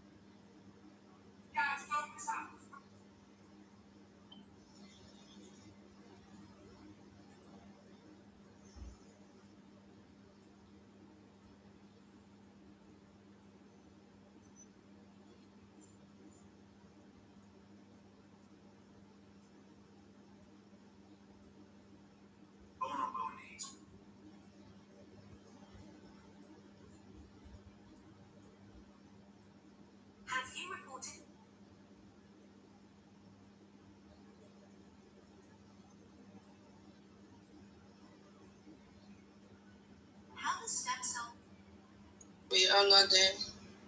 We pray for their spirit to fight alongside with us until Biafra is restored. He said, he said, he said. Let us pray. For God in heaven, Almighty Creator of the ancients of the ancients, the maker of the heavens and the earth, who created everything that the mind of a living soul can imagine, but none created thee. That is why we say you are immortal, you are invisible, you are omnipotent. This very God that every generation who has ever had the grace of knowing thee have always testified to your goodness. That is the same God that we kneel and bow before. This God is our refuge and our strength, a very present help, even in this time of gingerly trouble, even in this time of fully raging destruction. Therefore, we shall fear no evil. This idea we shall fear no evil. Even if the whole world is against us, even if Britain intensifies their effort to cross this very light in sub-Saharan Africa, even though they shake the mountains, even though the seas may rise, even though they may give all the weapons and ammunition to the soul of the God Republic, no matter what they do, no matter how they ferment their rage, it doesn't matter to us. For God, is in the land of Biafra. We shall never ever be moved. This God of the ancients will help us now and forevermore. For Biafra shall come, and this Lord of hosts is with us. To put the same God of Jacob, the same God of Shadrach and Meshach and Abednego, this God that never abandons his people, this same God is our refuge, and we proclaim it ultimately that this God that we kneel and bow before, we shall worship thee, for Biafra is your promise. Your word is here and amen. Instead of your word not to come to pass, heaven and earth will cease to exist. But on this very hope we anchor all our belief that Biafra shall come in our time, and we pray that it comes this very year, that your glory may be made manifest in the lives of men, that we may kneel and bow before thee.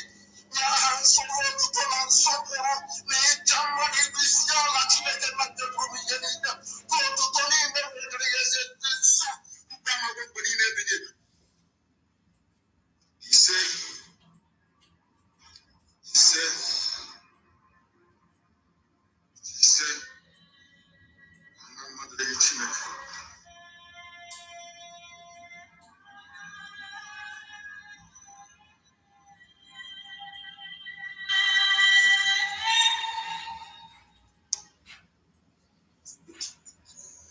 thank you so much, dear friends.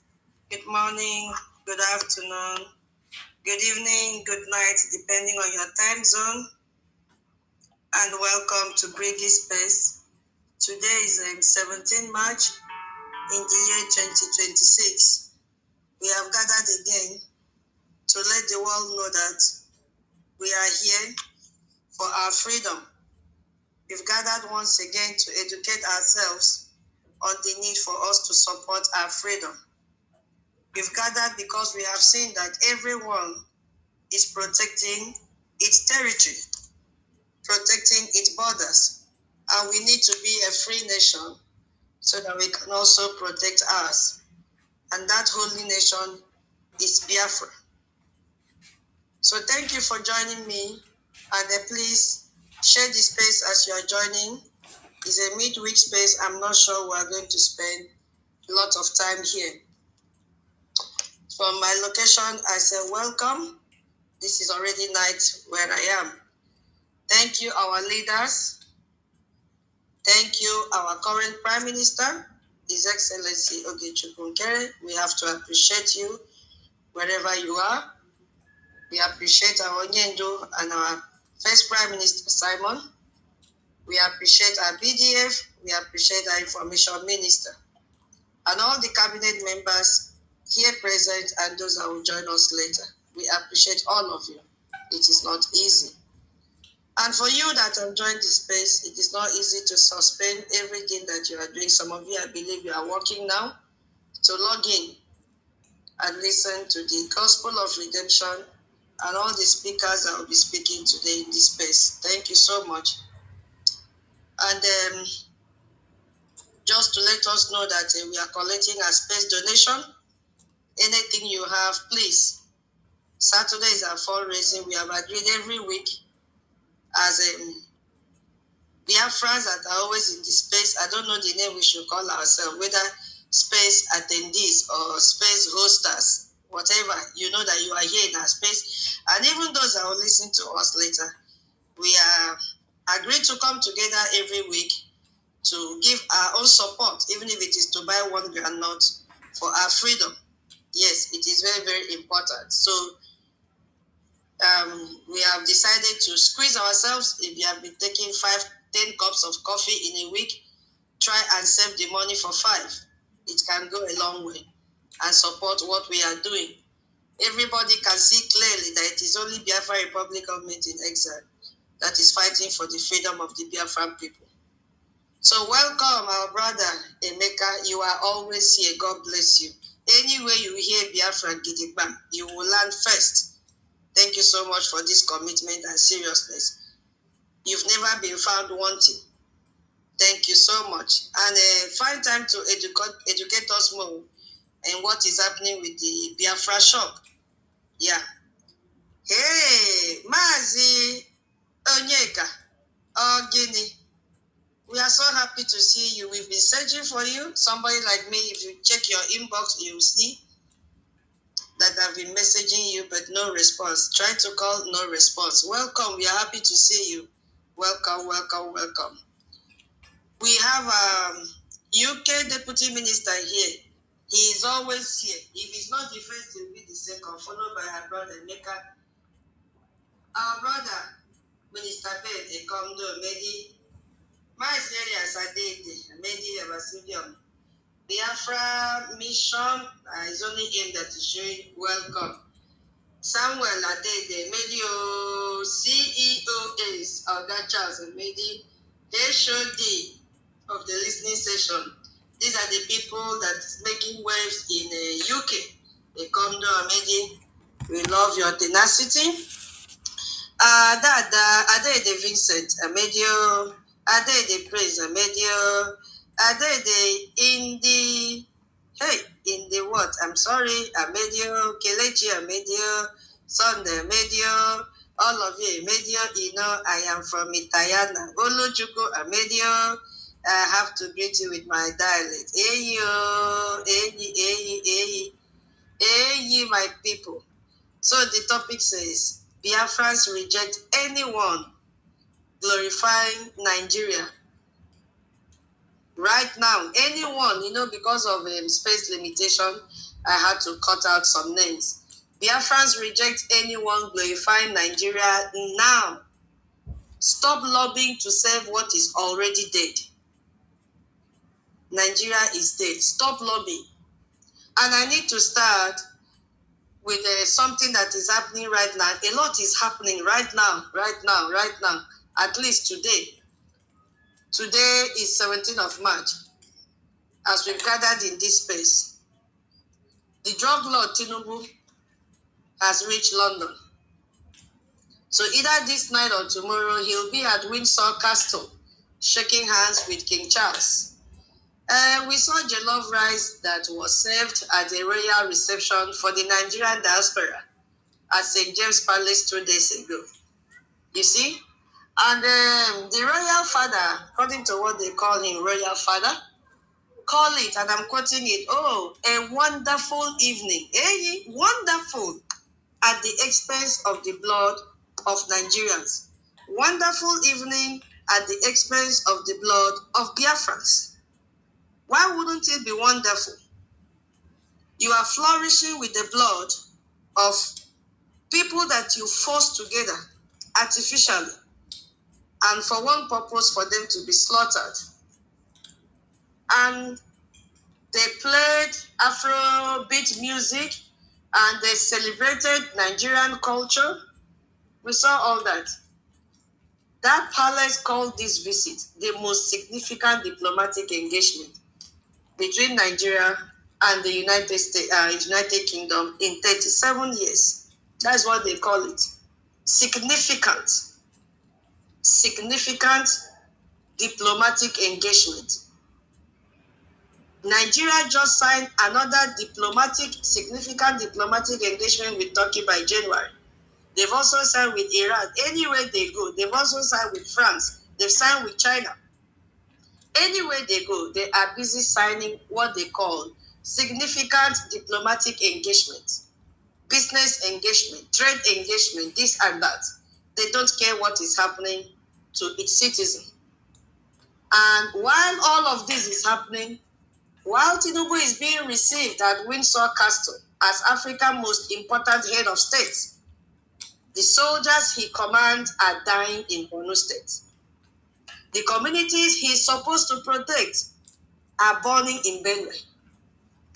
And the man, his government has been trying to erase from history, which is Aonyendu, is in the detention in Sokoto, which is the most northern point of Nigeria, very far from home, serving a life sentence for the crime he never committed. And his only crime is for the freedom of his people. And in 1 week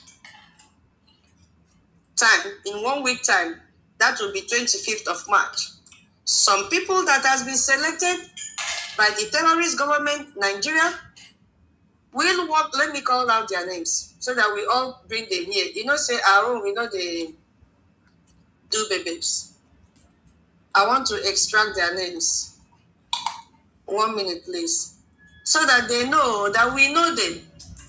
And we know exactly what they have planned to go and do on the 25th of March, 1 week from now.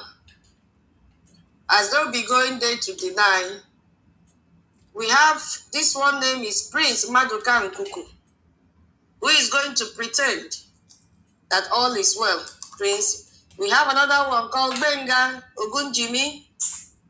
We have another one called Jonathan and Donhofer. This is Beke. He's a founding member of the U.S. Nigerian Council. He's going there to deny. And we have another one called Dr. Susan Edionwe, who is going to be like a human shield for them. They'll be going there on the 25th of March. They'll walk into the United States Congress, and their job there is to tell the lawmakers that everything is fine, that there is no genocide in Nigeria, that Nigeria is a reforming partner worthy of investment and trust. That is what we'll be talking about today. So we'll talk about these people tonight, what they are protecting, and why every Biafran who loves their people should reject with everything they have any voice. I mean any voice, beginning from the compromised lawyers of Onyendu. Any voice that is still glorifying Nigeria right now. Because the question is not whether Nigeria can be improved. That is not the question. The question is whether Biafrans can afford to keep waiting for an improvement that is structurally designed never to come. That is the question. 23 people are dead and over 108 are injured. Maiduguri was bombed 3 times yesterday at midnight and again in the evening. And where was Nigeria's president? Boarding a plane to London. What of the vice president who is from Borno State? That was why I played his voice the first time, how he was demanding for money. Nowhere to be found near Maiduguri. This is the story Nigeria's leadership does not want you to understand clearly. And we are here to let the world know what is happening. Have you people noticed? We were always looking for Sultan of Sokoto. And a few days ago, we saw somebody that looks like him, sort of. They brought him out. come and, shake hands with Tinubu. And he brought a new recruit so that Tinubu will give him appointment. I'm still checking to see if that man was really the Sultan of Sokoto. Because since December 2025, Christmas Day, we've not seen this man. Nigeria know how to package, especially when they carry that big load and cover their head, cover their face halfway, look for someone that resembles, or they can even give you mask to wear and deceive people. We are still watching. We have been asking for him, and they say, okay, let us bring him out for people to see. Hey. So they are always in our spaces listening to what we are saying. And we are here to decimate them. All the information that they will never discuss in their channels, television, in all their social media handle, all their news media handle, AIT, all of them, they are all owned by the Yorubas. So they can never go against Tinubu.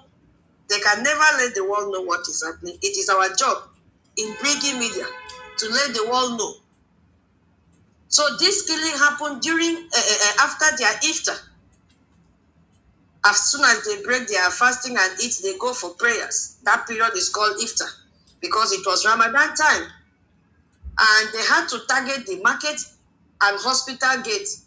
All these were packed with people breaking their fast, which is normal thing for them. So the terrorists chose that moment deliberately, intentionally. Maximum casualties, maximum terror. They decided to attack at that same time because they know once they kill these dozens of people, a lot of veggies are waiting for them.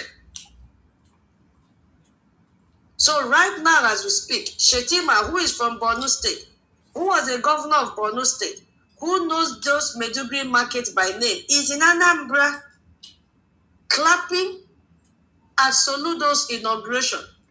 Do you now see why Soludo was threatening our people, doing all that he did in Onitsha to suppress our people because he wanted this caliber of men and all these terrorists to attend his inauguration?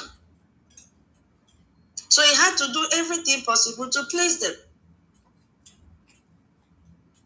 So the pre-inaugural activities began on Sunday, 15th of March. The day before this Medugri was bombed. And the ceremony is being held today, March 17th. Now, I want to ask, why didn't Soludo keep the ceremony today if he was man enough? He knew exactly what he will receive from the Biafran people. So Soludo is still respecting our Monday sit at home. Power belongs to the people. Obasanjo is also in Anambra. Former President Jonathan is also in Anambra. Shetima is also in Anambra. And Tinubu said, okay, let me go to London. None of them, not even one, is in Maiduguri to mourn. But we saw a few days ago when the U.S. lost their soldiers in this Iran, whatever is going on. President Trump was there in person to mourn with his people, his soldiers, even with the families. He had to visit them one after the other. That is a president that cares, who is supposed to sit down and monitor the event in his country. U.S. is not facing what we are facing in that contraption, Nigeria. Still, you will not see President Trump travel here and there, going to shake hands here and there with people that don't even matter. He is there in this country, watching, getting real-time reports. But all the leaders in Nigeria that are gallivanting, Tinubu is there in London, we will come. I'm just telling you what is happening before we start the space. So you could see clearly, if 23 people had been bombed in Anambra, in Lagos, or even in Abuja, would these same leaders have attended a party the next day? Or would every flight be heading to the crisis zone? Is the question everybody should answer. Because this is about the choice Nigerians leadership made. And what that choice tells the people of Borno State about how much their lives matter to this government, that they are already, they've all gotten their voters card. The same. We are coming to Ejimako. Let us just lay the overview of what we'll be talking about today. So it shows them that Shetima, all the governors that they are dying for, all the political leaders don't care. They are busy popping champagne in Anambra State with Soludo. Their lives doesn't matter.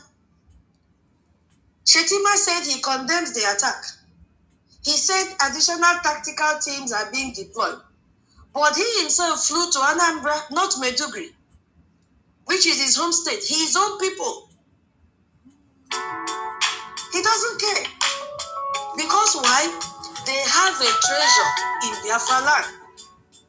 So when leaders celebrate in one city, while another city buries its dead, that is not a scheduling conflict. That is a value statement. And the people of Borno State heard it loud and clear that their life does not matter. We have seen serious attack happening in Borno every week, like 2 to 3, every month, starting from 2023. Attack has been going on in Borno. And some people are asking, why Borno every time? Why always Maiduguri? I think I have some answers, like some 7 reasons, which we will look into. You can also reflect on it and develop your point when we start the space. Why is this region, why is it that these 2 regions are always under siege every time? I would say that the first reason I think is because it is the birthplace of Boko Haram. Because Maiduguri is not just a city to these terrorists. It is symbolic to some extent. It is where their founder, Mohammed Yusuf, started the movement in 2002.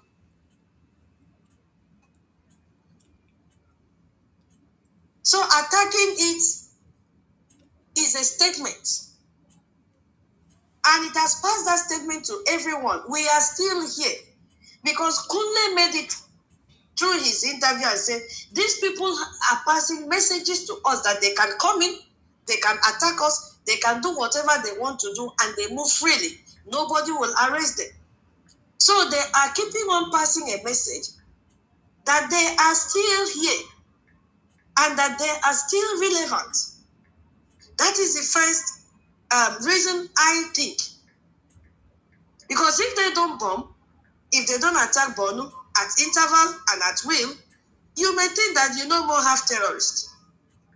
You may think that a United States airstrike finished them.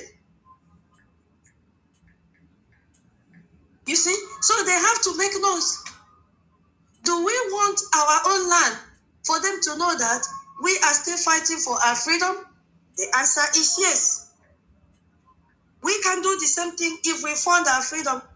We also need to make noise for them to know that we have not given up on our freedom. But the little security unit we have cannot make noise with saliva. Another reason I feel, I'm just going through the overview while waiting for people to join, is geography is a weapon for them. Borno State shares borders with Niger, they share borders with Chad, they share borders with Cameroon.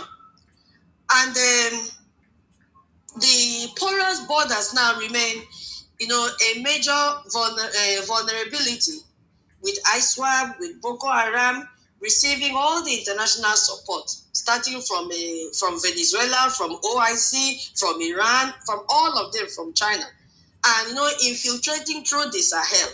Because when you are close to these borders, there is that tendency that people, those terrorists moving freely, they are making huge amounts of money, paying an exit tax, paying all forms of tax, permission to operate, permission tax for you to fish and all that. So they generate a lot of revenue. So fighters cross borders freely. There is no wall. Nothing can stop them. There is no proper surveillance going through there. It's very close. Another reason I feel is that the Sambisa Forest and Lake Chad Basin that is going on there. Because Borno State Governor Zulu himself confirmed that the recent surge in attacks is connected to intense military operations in Sambisa forest.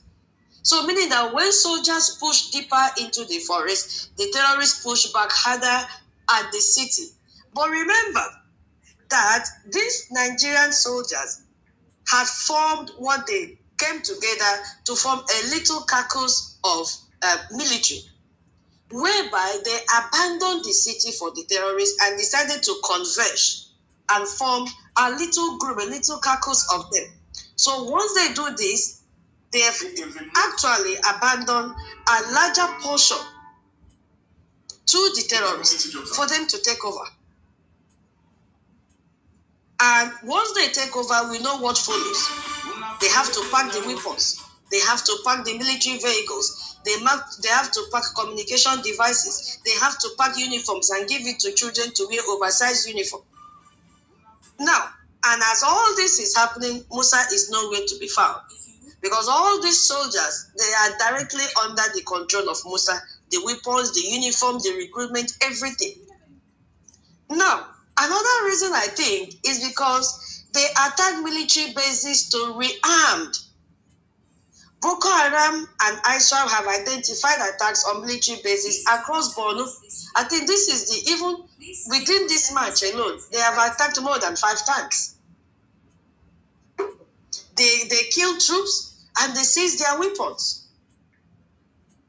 So they are not just killing soldiers, they are stealing Nigerian military equipment to use against Nigerians. That is what is happening simultaneously. Why would they always succeed? They don't make mistakes. They arrive on time. They execute this attack on time. They execute on time. They pack all the weapons.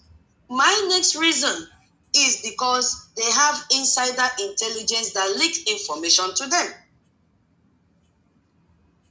Frontline Nigerian soldiers have told investigators that so-called repentant Boko Haram fighters routinely brief terrorist leaders about Nigerian army movement before major attacks will take place, exposing troop numbers at gate, weapons location where they are, and even daily schedules when soldiers return to camp. So information is being leaked out there. That is why they never miss any target. So they know the army timetable. They know where the armory is. They know the shift changes because someone on the inside is telling them. Another reason I feel is 16 years of failure is one of the reasons that is elevating the attack in Borno and Maiduguri. 16 years of failure. This insurgency has been going on since 2009. If you go back to Gumi's interview, you will hear it. Okay, David, I'm sorry, my screen was blurred.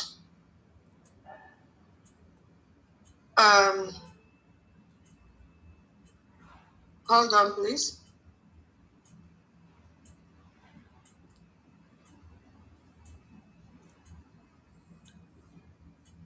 Okay, please, request again. Thank you. Sorry, my screen was blurred. I did not see. So, can David request again? Or let me send it to you. So, Gumi said it, that the attack started since 2009, and they have killed more than 100,000 people. They have displaced more than 5 million Nigerians. 16 good years of attack, and the government could not even halt it for one day. Why? Because they are benefiting from it. All the military personnel, according to Gumi, they are building mansions in Abuja from the money that is meant for security. David, I've said it again. They are building mansions. So tell me, how will insecurity end? How will terrorism end? It is business for them. So they spend all these billions, they spend money, and they give it a name, rehabilitation program. And yesterday, bomb still went off at a hospital gate.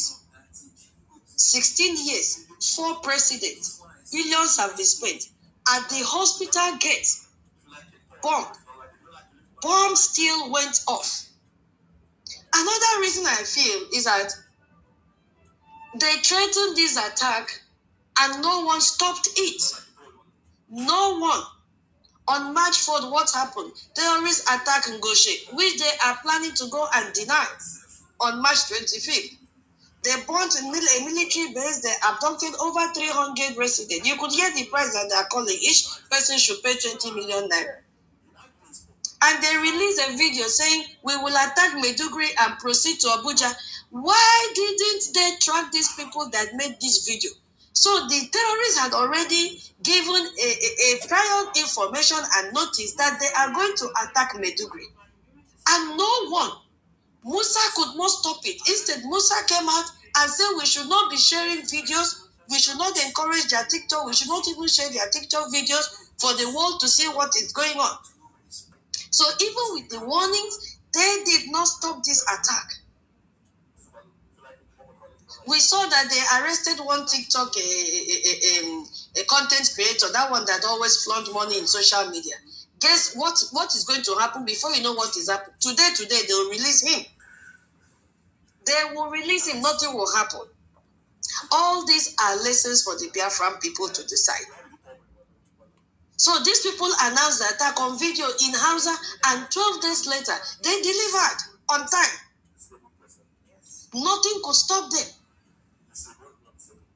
So if you were a Nigerian in that contraption, you should be very, very angry. While Borno bleeds, what has the Borno state government has been spending money on? He made a review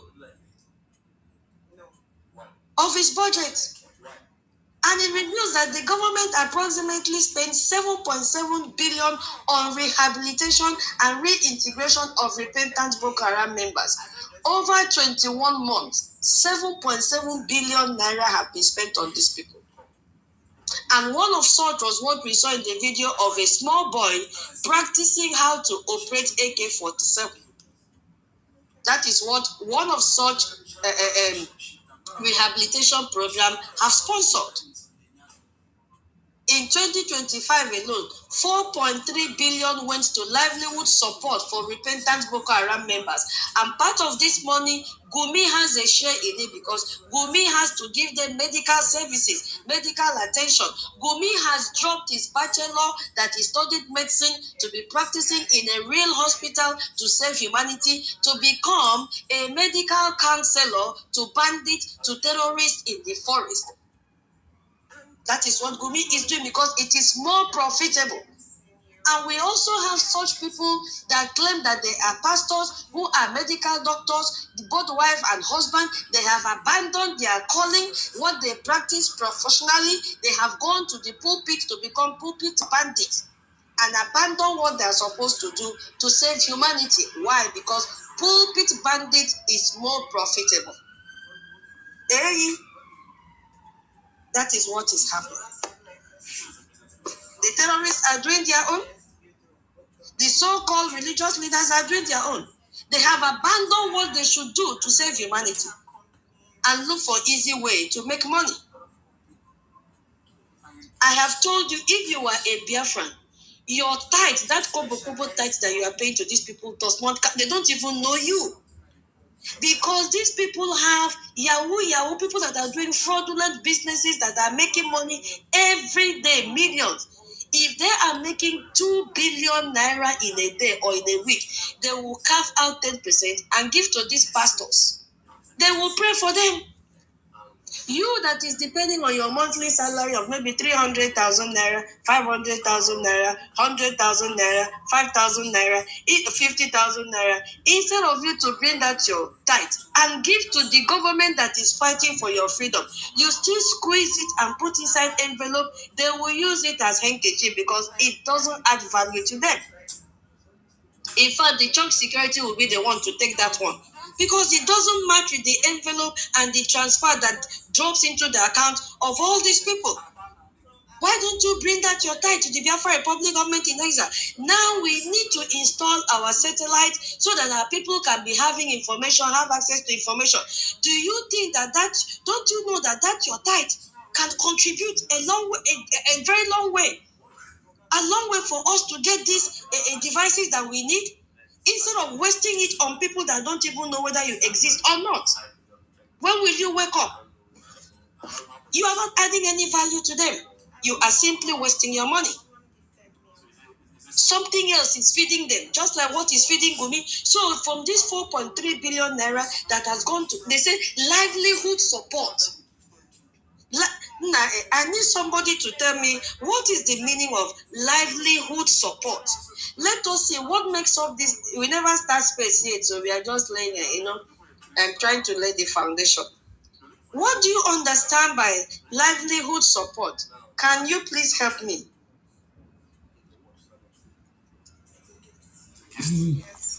So is it like the whole life? Her bad is even a gift.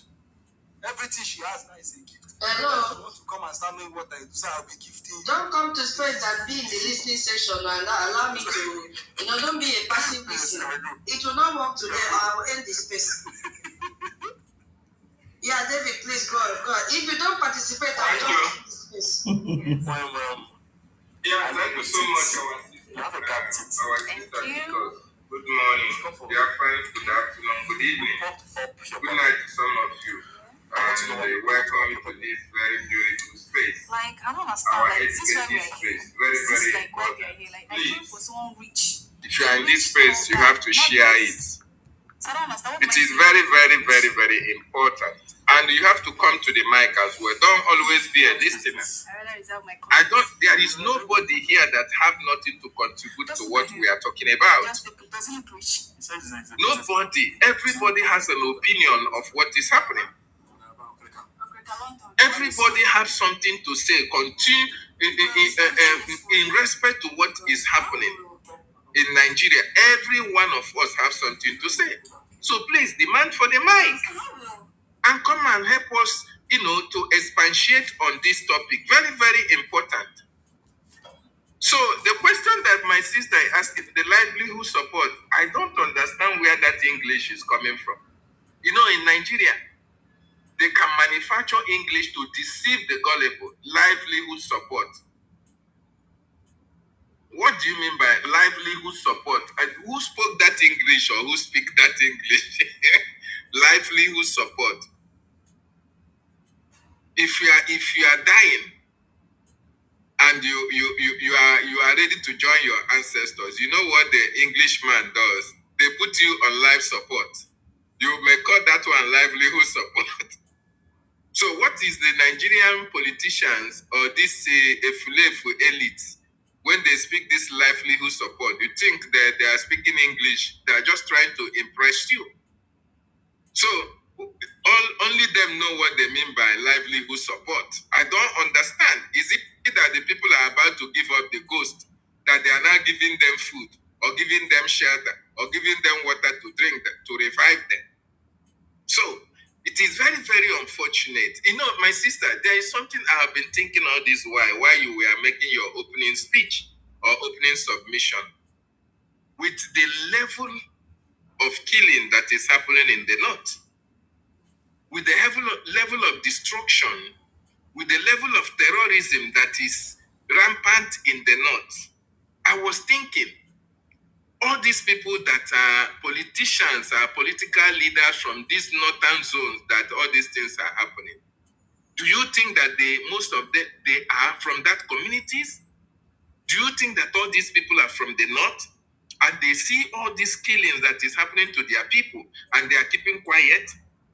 Take, for instance, in Biafran territory. I just want us to get the picture of what I'm trying to say. In Biafran territory, you tutors, you have your extended family, you have their nuclear families, and we are extended in so many ways that before any atrocity can happen and get to the extended nuclear families, Somebody must rise up to say, no, enough is enough. Enough is enough. That is why we are built so differently, because this is our community. This is our people that is killed. This is our infrastructure that is being destroyed. That is why we are from the same community. That is why we are human, because we live to defend one another. But consider what is happening in the north. Have you seen anybody coming to condemn it? The only person that is in religious circle is that Dakomo. That is the only man, because he is in that community. He has relations and relatives. That is why he's speaking. But the rest of them that are politicians from that area, they are not from that area, including their governors. Let us remember, our leader, Mazin Nnamdi Kanu, told us the Fulani have emasculated the Hausa tribe. Other minority tribes in the north, they have been emasculated. The Fulani are dominant. They have dominated everywhere. That is why when all these killings are happening, no one is coming to talk about it except those who are like us that is talking about it. Except that it's few of them that are not in those areas that are talking about it. What has happened to the owners of the land? Because they have been emasculated. And that is why these people have opportunity of killing millions and thousands of people. There is no outcry.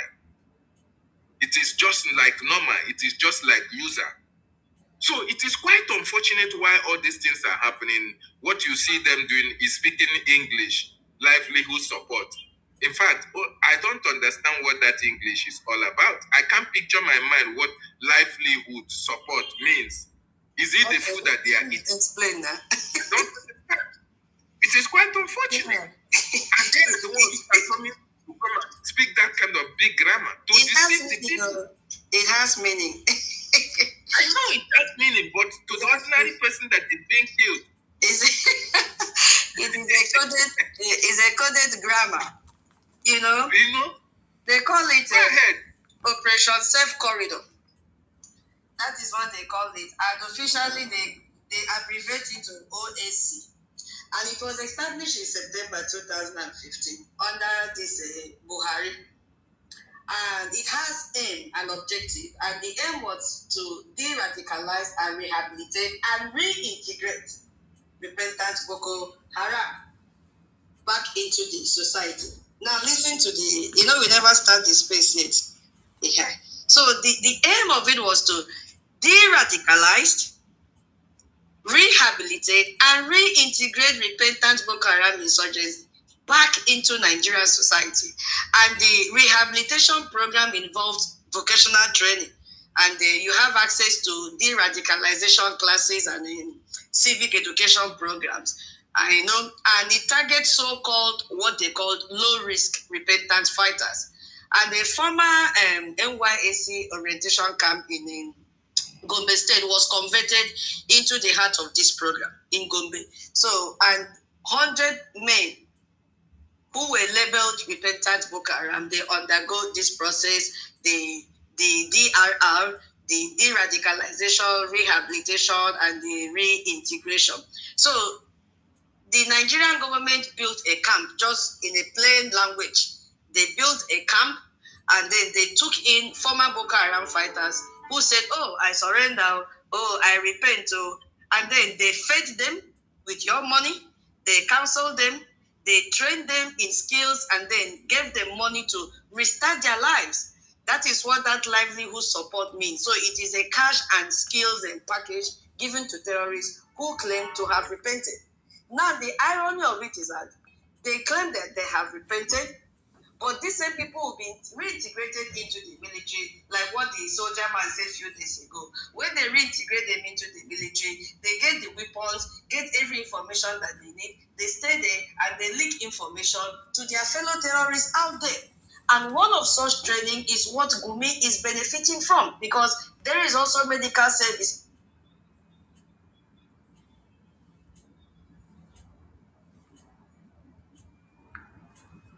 that they have to give to these people. So once they graduate from that program, like the one that they graduated in this February, 117 of them were rehabilitated, and they were integrated into the military. So upon graduation, each person now will receive what the government call that livelihood support. They give them cash, they give them money to start up whatever they want to start. But the question is, who is giving accountability of what these people are doing? Are they really starting the business? How much money did you give to them? Who is monitoring the progress and the credibility of what they are doing? So that is what they call livelihood support. So 7.7, 4.3 billion went on that alone. 7.7 went on the rehabilitation and the reintegration. So the last part now is the 4.3 that went into what? The last phase of it. You understand? So it is what they've been practicing, and it is working for them. But now okay. So hold on, please. Now, you see, Borno Ministry of Environment perform at just 8.6% of this budget, and the Ministry of Information and Internal Security perform just 5.5%. So the Primary Healthcare Development Board has 23.7%. This is where Gumi comes in and gets his own share. So these critical ministries receive less money, but they get more money under healthcare because Gumi must live large. So that same hospital that was bombed yesterday, the University of Maiduguri Teaching Hospital, received just 2.7 billion, while 4.3 billion went to repentant Boko Haram fighters. You see what is going on. So the terrorists get more money than the hospital they later bombed. And it gets worse. The very soldiers fighting Boko Haram have warned that these so-called repentant fighters are spying for the terrorists. Once they reintegrate them into the society, they become spies for them, feeding them with operational intelligence, which is not supposed to be so. And that has directly, led to the successes of all their attacks that they've been having on this military camp. We are still talking, why is it Borno every time and Maiduguri? So Nigeria is paying people who are informing the enemy with public funds, and the bombs still fall. Now, where was the government? Where were they? Tinubu left. Shetima is there doing nothing. So that was just the preamble before we go and start the space with Onyendu, because I've seen some idiots coming out to tweet. Oh, Onyendu, don't mind them. People are criticized because they are foolish, stupid people. You don't even, in fact, we will come today. Make us say what you want to say. Welcome, my brother. Thank you very much. Ikondo, everybody. Great. Good morning from here. I wanted to break down the livelihood definition. Livelihood is simply job. JOB. Olu, your work. So what is the livelihood of the Fulani Islamic terrorists? Now terrorism. So when they say is livelihood support, they are talking about supporting their job, their way of living, their way of life, which is terrorism. Thank you very much.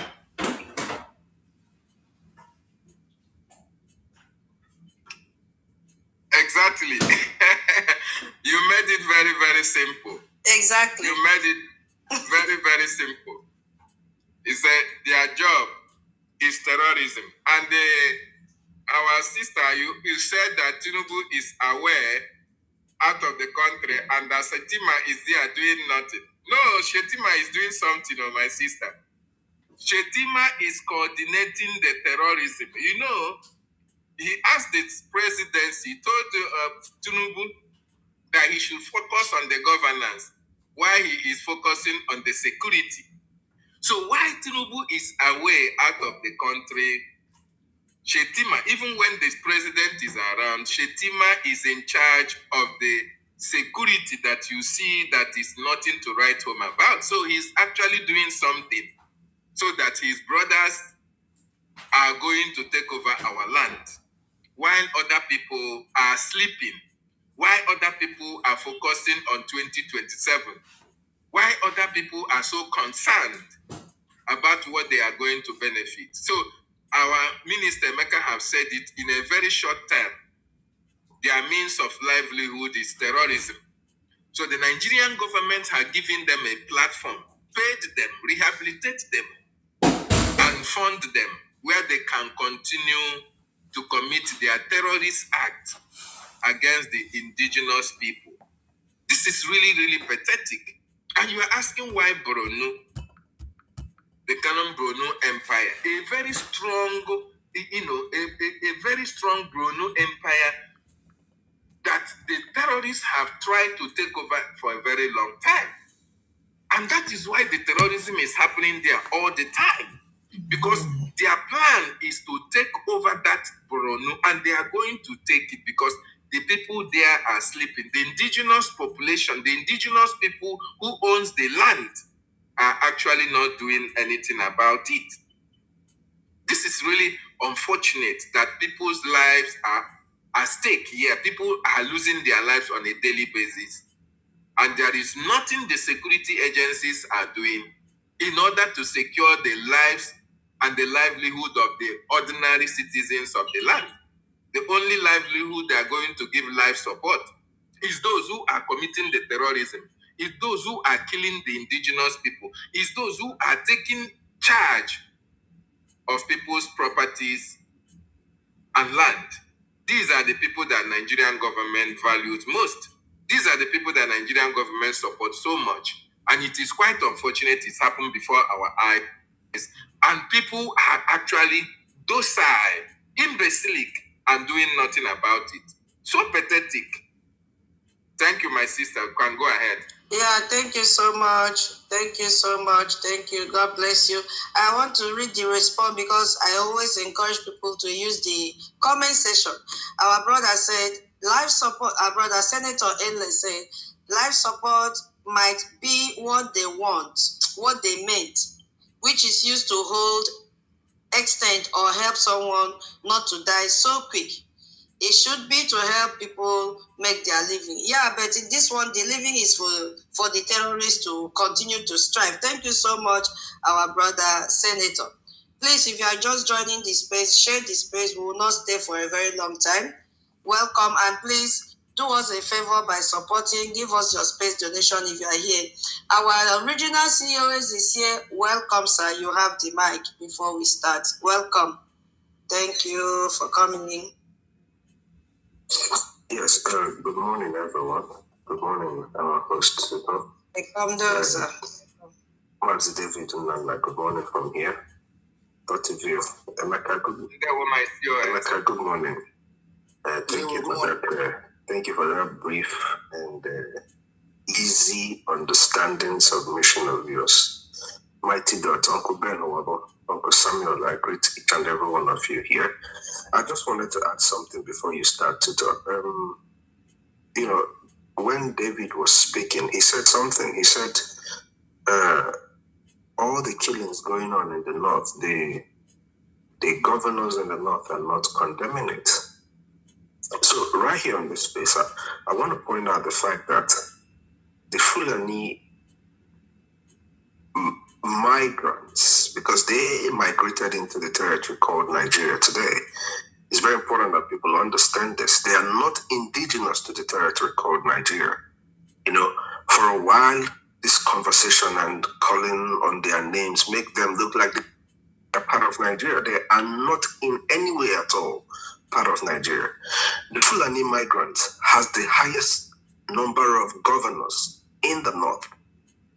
Over 9 states in the north, especially in the core part of the north, are Fulani governors who their brothers, like they describe them, like their whatever Sanusi described them, Pantami, Sultan of Sokoto, describe them as their brothers, their son, uncles, and their people's husbands that are killing the indigenous northerners. The governors that you see, the non-governors support these people that are slaughtering people in the north. After all, their intention is to relocate all Fulanis. into the territory called Nigeria. I hope people remember their governor saying that. The intention of the Fulanese is to relocate all wandering Fulanese into Nigeria. So how are they going to do that if they don't depopulate the already depopulated northern or Arewa indigenous people in Nigeria? So people should understand this. The fact that they are not speaking up about the slaughter of people in the northern part of Nigeria is because they are all in cahoots with it. They are part and parcel of the people killing the indigenous people in the north. And after that, they will come to our land, which they are already advancing towards our land. So, David, they are not speaking because they are part of the people slaughtering people in the north. People need to know that there are more people dying in the territory called Nigeria than any war going on in the world. Put them all together. Put Ukraine, put Iran, put Hamas all together. There are more people dying in Nigeria. I mean, if I up just the Nigerian media reportage, I can prove it to you that there are more people that have died in Nigeria since the war in Ukraine, in the Hamas, all put together. There are more people that have been slaughtered in Nigeria, not killed by bombs, not just the ones that are shot. People slaughtered with machete in Nigeria. So we need to get this thing. The international community need to understand this. But you know why it looks like nothing is happening? The people who exist in the territory called Nigeria, be it our people, Igbos that are one Nigerianists, be it the Yorubas, be it people in the Arewa nation, all of these people who exist in the territory that is called Nigeria, who are not standing to divide, to dissolve this thing called Nigeria, they are all cowards, and I make no apologies for my statements. You can only be a coward to sit back and watch your family being slaughtered and you say nothing. You can only be a coward knowing that you might be the next to die, but you still cower in your houses, in your homes. I thought they said that the people who are called National Youth Corps Service, whatever nonsense, that they are the greater population of the 7 members in Nigeria. And they kidnap their members day in, day out. They kill, slaughter their members every now and then. Have anybody seen them speak up? Have anybody seen a protest? Nobody. So nobody cares about one another in Nigeria. But the irony of it is that they claim to be one Nigeria. One Nigeria that are not even one in their different communities. They're not even one in their different communities, but they are one Nigerians. If you continue to support the existence of Nigeria, Nigeria will definitely happen to you. You know, we've been saying this for the longest of time. We've been talking about everything that is happening in Nigeria for the longest of time. But they pay deaf ears to what we're saying. I just want to point out something, Tito, before all the speakers start speaking. I want everyone who is listening to us, all of you, Mazen Nnamdi Kanu is another savior. All of you, I don't like to call you Yorubas because I hate to speak ill of an ethnic group because I know there are good people in every part, just like there are cowards in every part. We have cowards in our land, there are a lot of them. That is why they're not making a conscientious donation, contribution, support towards a free Biafra. If you are not, you're a coward. I've told my friends here in the United States, I wish they can hear me. I told them in their meetings that they are all cowards. If you are not supporting the freedom of your people, you are a coward. I make no apologies for that. Especially those of you living in countries where they fought to be free, enjoying freedom that came by the spilling of people's grandfathers' blood. That blood in that land will judge you. I'm not a pastor. I'm not a seer, a native doctor. I'm none of that. I'm just a child of Chukwuka Abiyama. And a conscientious one at that. And I can tell you for free that if you keep enjoying the blood, the freedom that was gotten by the spilling of other people's blood, that blood that was spilled will speak against you and everything that you stand for. If there is anything like God that listens to everything people say, that God will rise up in judgment against you, especially for supporting the death of your own people, because ignoring supporting the government and the Biafran people that will secure the lives of your family, you are directly supporting the terrorists who are killing our people. Like Gumi said, kidnapping is a way of them, the bandits, they are terrorists, raising money to fund their war machine. So when you are not supporting us to be able to quail and stop all these menace in our land, you are directly, not indirectly, you are directly supporting the jihadists. So for supporting them, the land of Biafra, the land that you stand in, will judge you. My reminder is this: you all claim that our leader Mazen Nnamdi Kanu's statement, which I know for a fact has all come to pass.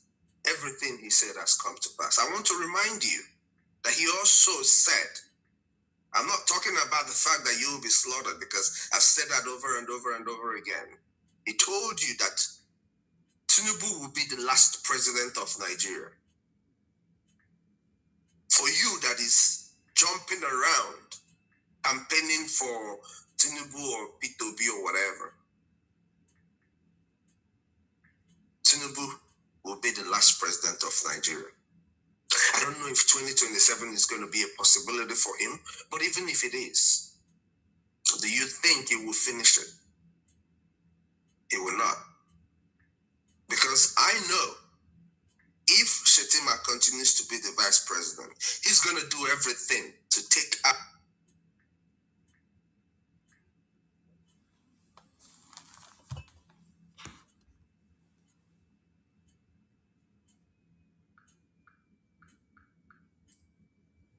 Tinubu so that he can retain that government before the fourth tenure is over. I know that for a fact. See, I'm not concerned about that because I know that Biafra is already here. I know that before the next 2 years, all this conversation, maybe we'll be talking about a war, full-blown war with Nigeria. I'm just being 100 honest with you all. So I know that for a fact. But I want to ask you, if Nigeria ends today, where do you stand? Is that when you're going to pick up the remaining shells of yourself and then switch to wanting to support what? The terrorists are rounding the borders where our land, where we can go and get whatever we need. But you sit back and watch. When the barricade is done and you bring your funds, it will be as useless as anything. When we say that's what we mean. When our leader Mazen Nnamdi Kanu said, that time will come when you will bring that money and nobody will take it from you. and they will slaughter you. That's what it means. If you want to use your ears, use it. If you don't want, it's all up to you. But God in heaven, the God of Mazi Nnamdi Kanu, the God of over 5 million Biafran people that were slaughtered, over 3 million Biafran children that were slaughtered, please, I ask of you, when this evil dark rain starts to fall, protect the lives of the families of all these people who have been holding the line to make sure that our land is safe. That's all I ask. I didn't say it shouldn't fall because sometimes I think it is only the hard way that would open the eyes of the people. But when it falls, please protect our people. Protect those who genuinely wish for Biafra to come, but maybe do not have to support. Those deep down in their heart, in their lips, is Biafra. Please protect them. But if it is about this rain, it is going to fall. This dark cloud of rain I have talked about for months now is going to fall.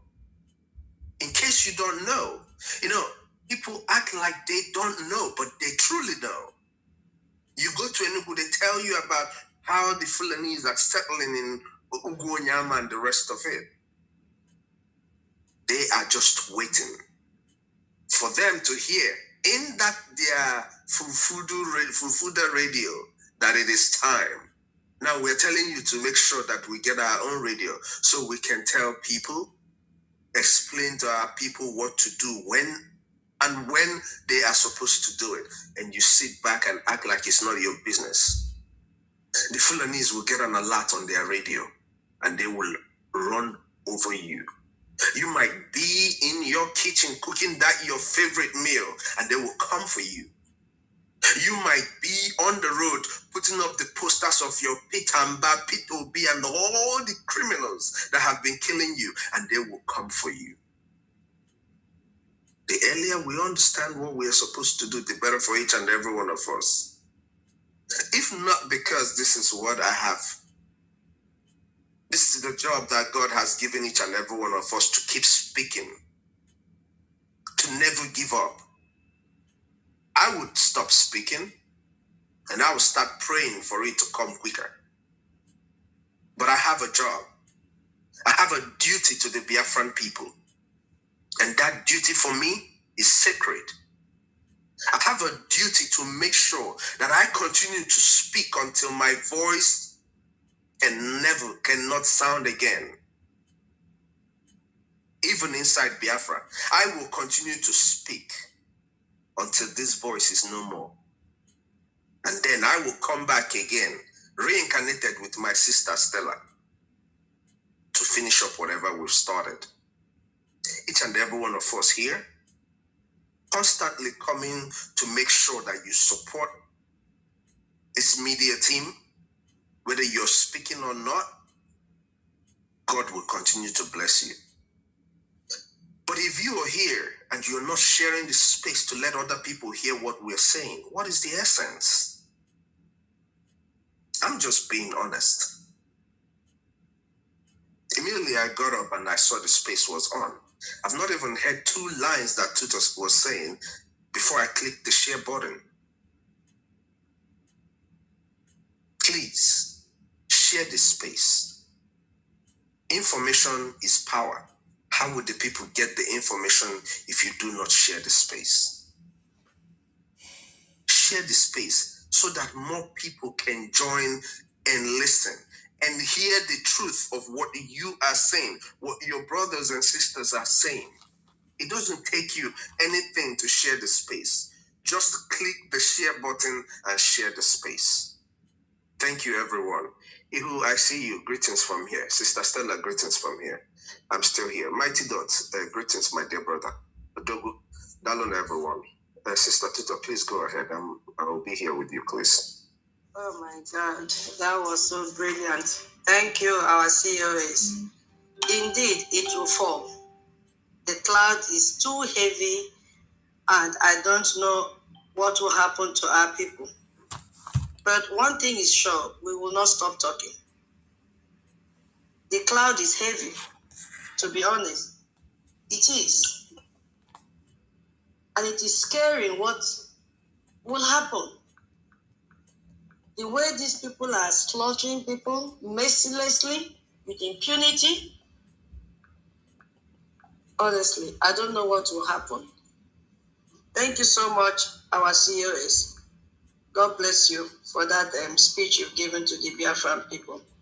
Please, if you have anything to support us, kindly do so and send your receipt. Don't be tired. It is not easy. We know. But we cannot stop halfway. We are not the people that will say today we stand for Biafra, tomorrow we say we stand for Nigeria. No. We are the people that makes up the Biafra Republic government in exile. So we really want to go into the center of the space today that we reject, Biafrans reject anyone glorifying Nigeria. Yes, sir. Yes, please. I'm giving my 20 agenda for today's space, and I'm calling on my sister Ihu to speak. And please, Ihu, please, I need to drink coffee. Can you give me money for coffee, please? And Stanley, please, I see you have not heard your voice in a long time. Please, can you take the mic if you're free at all to speak? But you who HOD listening session, you're not listening today. You got to say something. Hello?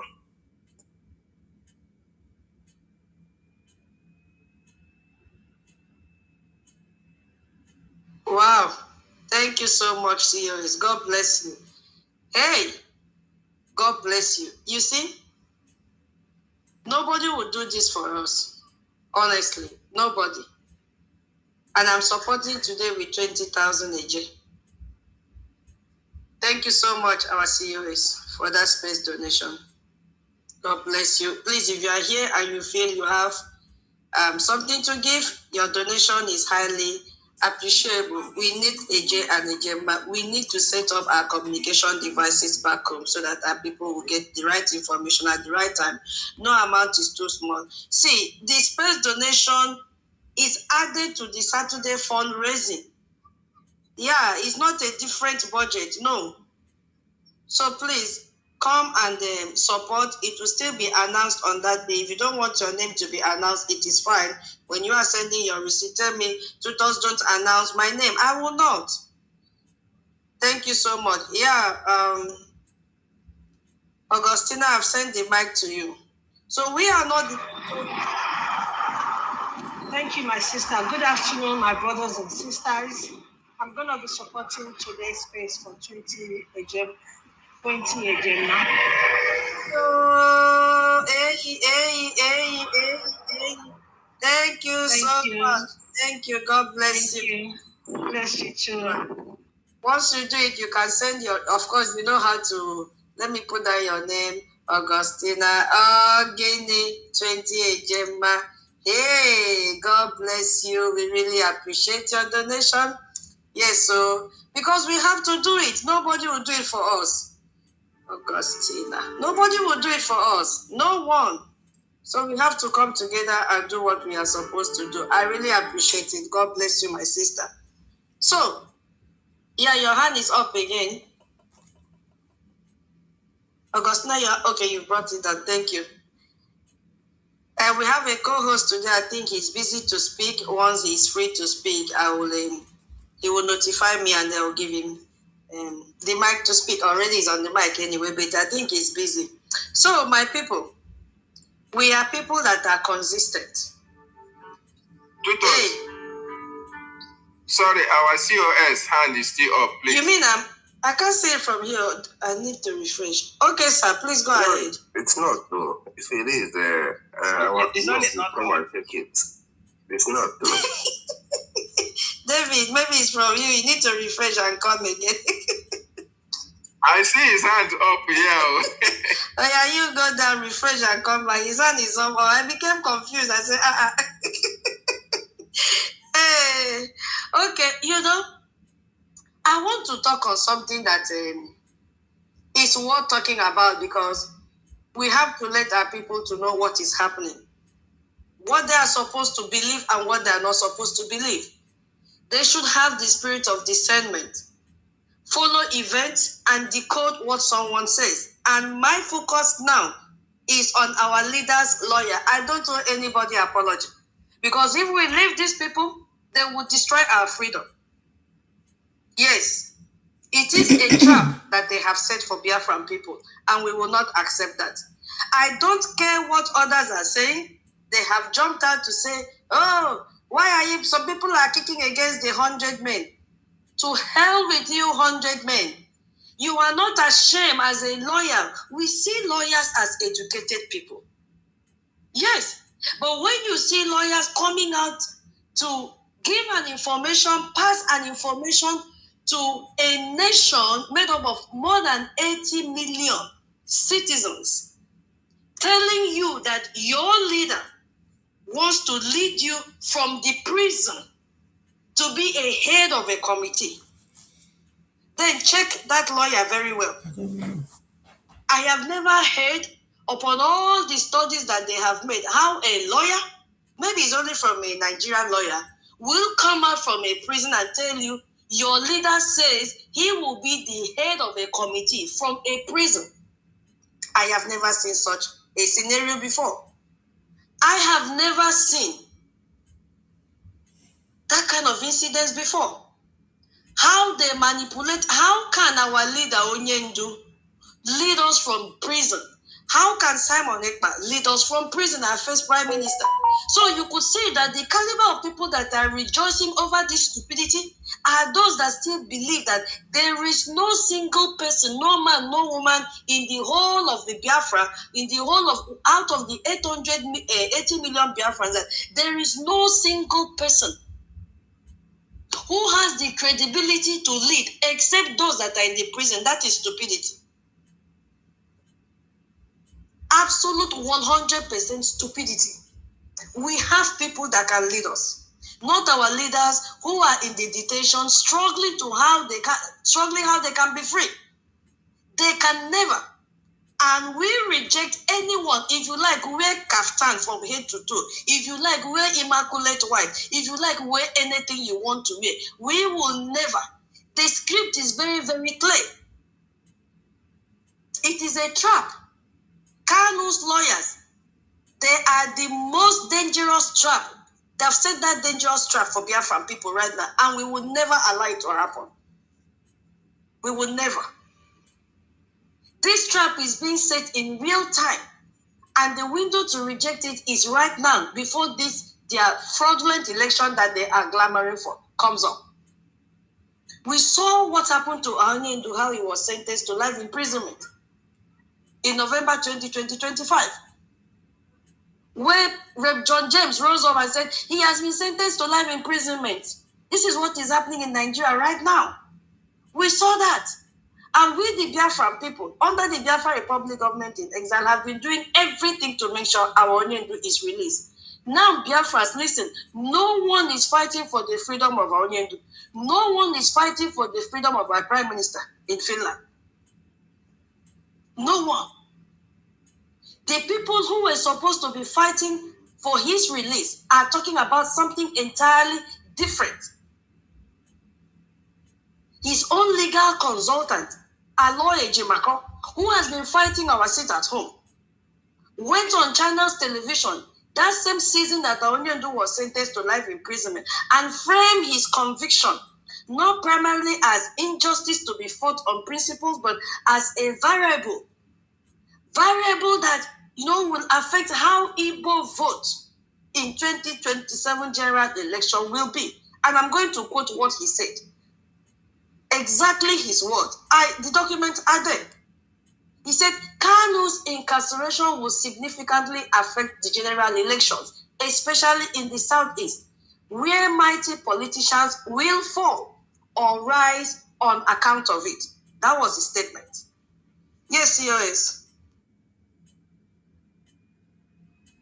Yes, I just wanted to say, who is listening to lawyers who their client was acquitted by an appeal court, and they decided to go back to a lower court for cases. All these people, all this nonsense they study back home that they don't know. They just read the book and pass exams and come out and start rambling and ranting. Anyway, Aloy Ejimako and the rest of them who are speaking on issues that they know nothing about because they don't know anything about freedom. They've never spoken like people who truly are defending a freedom fighter. Because Mazin Nnamdi Kanu, our leader, is a freedom fighter. They've not spoken like people who are defending a freedom fighter. So who is listening to them? Listening to all this nonsense they're saying is like listening to the Nigerian government. That's exactly what it is like. How do you listen to Aloy Ejimako, who, I mean, Ifani, the other stupid Ifani, the bleaching cream man, the one that is taking people's wife up and down. He was the same thing. They are all the same people. I don't care about none of these people. None of these people can bring out our leader or do anything that would help to bring out our leader. They are only there as a bridge to prevent our leader from having direct communication, direct understanding of what is going on in Biafra land. That's what they are there as. They are not there as lawyers for our leader, Mazin Nnamdi Kanu. So anybody that is listening to them, that's your choice. You choose to listen to them. But it doesn't matter what anybody does. It's either we get Biafra. It's either we get Biafra free or Nigeria will continue to exist in turmoil. And it's getting worse. All this one that is happening now, it's just the terrorists that are still doing that. If our people can only wake up, we will teach Nigeria a very bitter lesson. Me, I said this from the beginning, from the first time I spoke on the space. I'm not here just to get Biafra. I promise my fathers and everything that makes sense to me. I'm here on a revenge mission. You can't kill 5 million of my people and get away with it. I don't care who it is. Nobody will ever kill Biafran as I am alive today and get away with it. So, just for everybody to understand, this Biafran generation that you see today, we are madder than mad. We are madder than mad. All these ones now because they with the America. If I did back home alone, all of you, every night somebody will go down. Because if you don't bring them down, they'll bring you down. But our people are just weak. Anyway, if you're listening to Aloy Ejimako, I don't know if you're worse than the Yorubas or you're the same thing with the Yorubas. Dalo. Dalo, COS.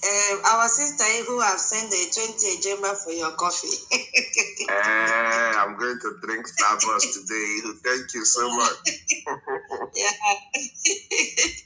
Thank you so much, our HOD. Thank you. Yeah, Minister Ben, do you want to say anything before I continue? Yes, if you don't mind, thank you very much, our host of today, the tutors, the academician. In fact, you are making our head to grow, gaga, to excavate at the same time, to bring out things that is happening. And all your analysis is absolutely at the top notch, continuously. It's good to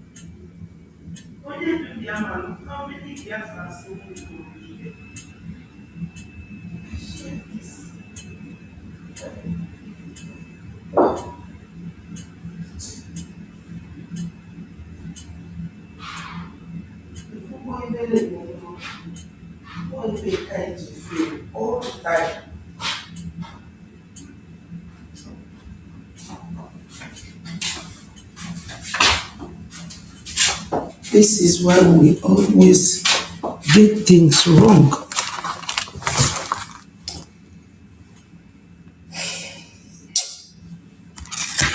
I know.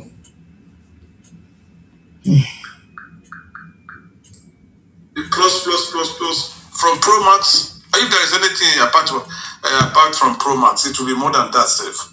So I don't know, but thank you very much for today's hosting of the space, and I want to thank our COS. Thank you very much for all what you say. Agostina is here, Mika, one of the ministers also. The Tottiville, every one of you here, because we are here, we want to make sure that we stand firm without, raising an eyebrow to whoever the host is called. A few days ago, I just saw this. Am I being heard? Yes. Go ahead. A few days ago, maybe it's yesterday.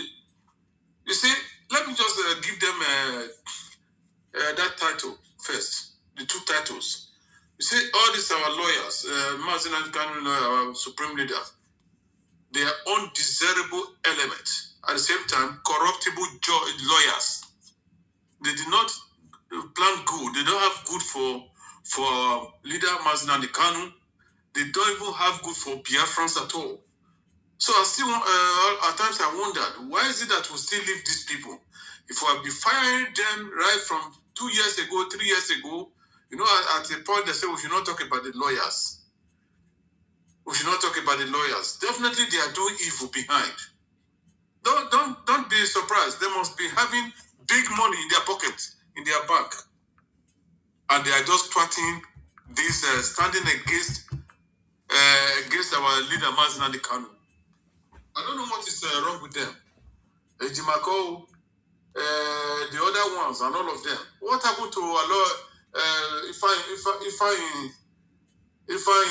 bleaching, what do you call that cream anyway? The British claim man. What happened to him and Iroko? The Iroko, is it not falling? Has it not fallen? The Iroko, what's the name? And it's from out here. That idiot man. Who, when he was kidnapped, when they want to, by the time he was released, you see the fear in him. He doesn't want to go back there again. But he paved his way out and he was released. Which is that man from our Ezekome. Thank you. Most of their names, they bear Hausa name, they bear Islamic name, because that place was conquered. Fulani are many in Afema Igodomigodo. Muslim are many in Afema Igodomigodo. Talk about Ibie, Auchi, Jetu, Uzarwe, all of those areas. I stayed there when I was very small, when my father was in the military, Nigerian military, as a dead. Even after the Civil War, that is one time they transferred my father to the north when we went to the desert. That place is absolute desert. Sokoto, Zuru, which is the hometown of Shaya Bamei. Every of their tradition there, I know all of them. The Hula, you see, if you want to marry, you have to work for that family of that lady for 8 years or 7 years to marry. No string attached, you have to do that job. So can you imagine? Those people came there, they took over Afema Igodomigodo. That was, let me just say, Auchi as at that time. Up till now, many of them, they go to Hajj. Many of them, they pray. So anyway, when Biafra comes, at least there is going to be cleansing. You can practice your religion, that's what you say. But you see that three religion would be the highest. Christianity, traditional religion, at the same time Judaism. That is it. Islam. Anyway, let me put that one aside. So this Marcos, all of them, they have amassed themselves with Nigerian blood, money. So this man that is just coming up now, is it? I don't know. I don't even want to know his name because I don't even follow anyone of them. Before I was following Alo Jimako, and when all those people were still 2 or 3 years ago, I unfollow all of them totally. It's only when I see other people post it, I'm just listening. Okay, this one is talking rubbish now. You are corrupt lawyers, incorruptible judges, incorruptible lawyers. They are hidden somewhere. They are not in Nigeria. Incorruptible judges are they are in America.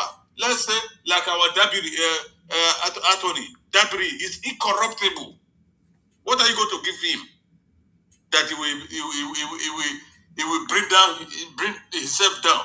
Nothing. But all the lawyers in Nigeria, all of them in that zoo, all of them are corrupt. How can you imagine airplane turner? I think that man is gone now. He's going to meet his ancestors in the great beyond. Tanko. A whole Sharia judge. Sharia become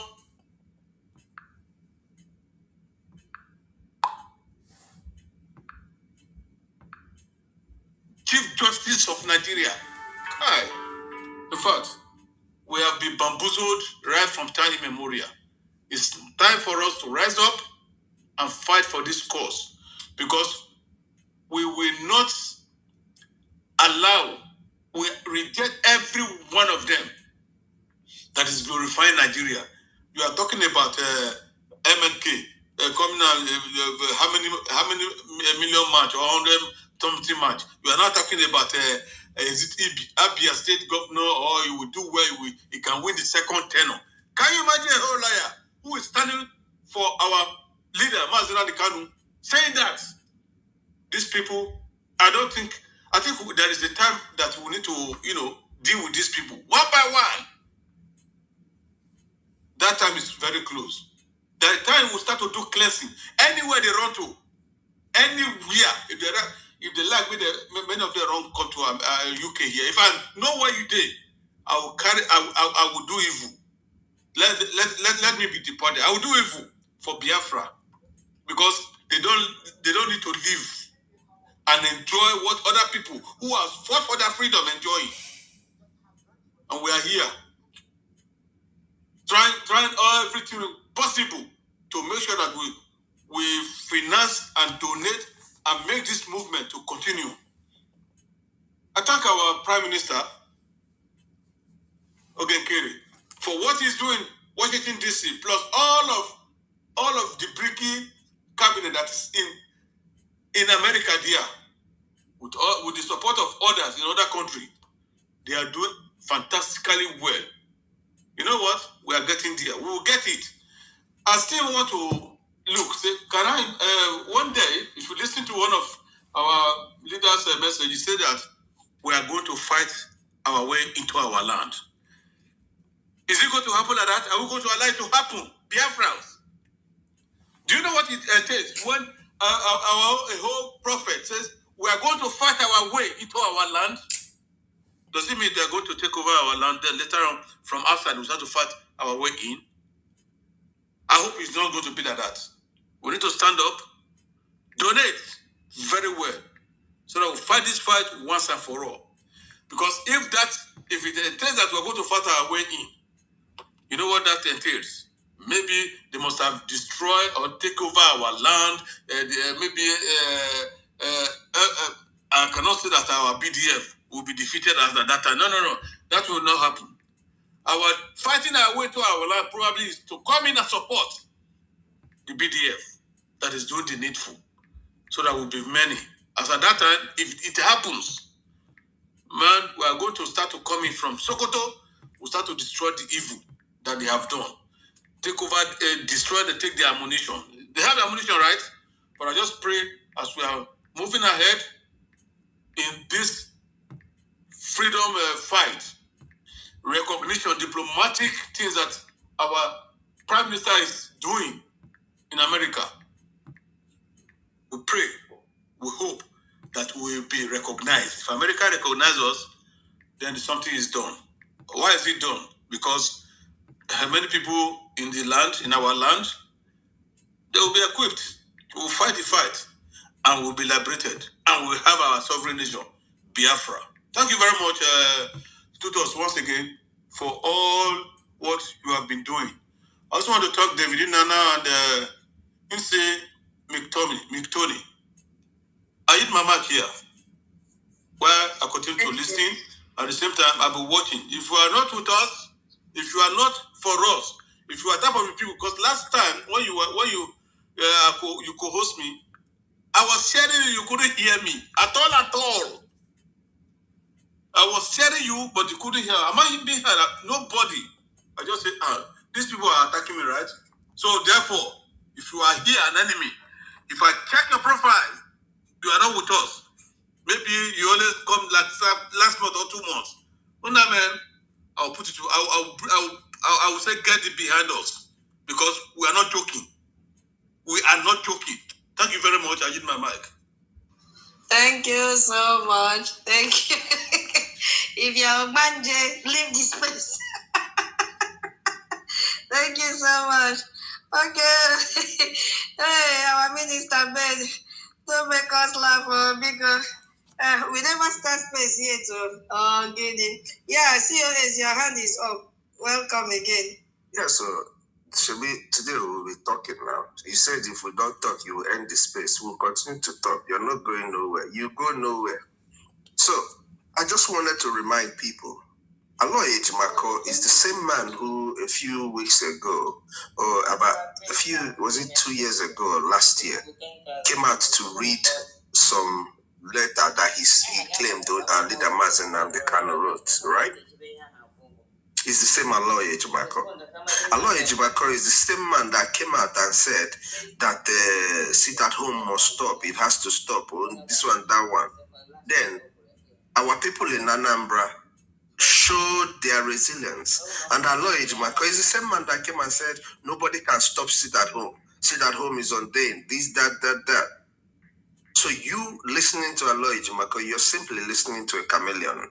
I just wanted to point that out because our people are quick to forget. They follow whatever their emotion triggers at the instance. They are quick to forget what and how a person has acted towards and to them, towards what we're doing and to them directly. This is the same Aloy Ejimako we're talking about. So when you're listening to people, always think about what this person has said few days ago, few weeks ago, 2 years ago, so that way you can make a conscientious decision to what you're going to pick from what the person is saying. Thank you very much. Diallo, our original COS, you are not far from the truth. Our people are so emotional and they get to lose their senses. Thank you so much for reminding them. Yeah, Toti, are you ready to speak now before we start? Toti, Yeah. come down. Yeah. They come do pictures. Thank you very much for hosting us today.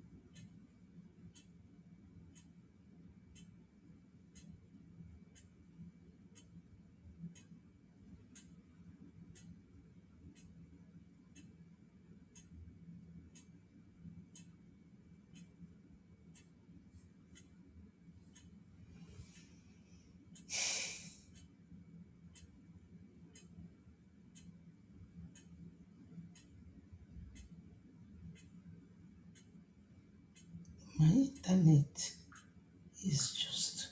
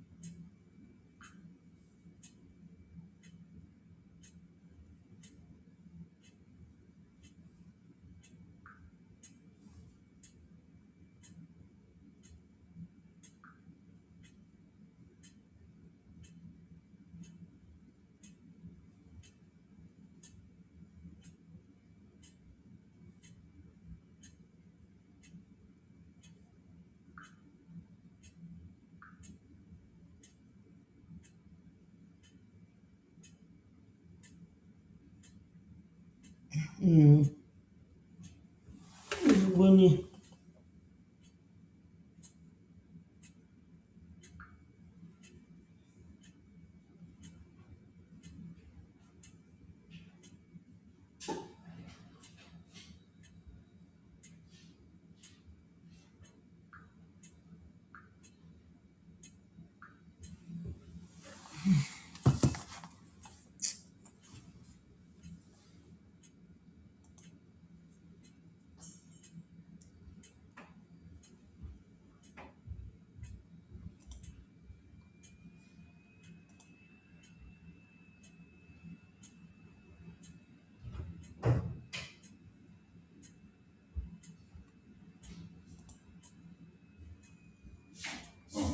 I have to go back. I think I forgot my wire there. The wire for my charger.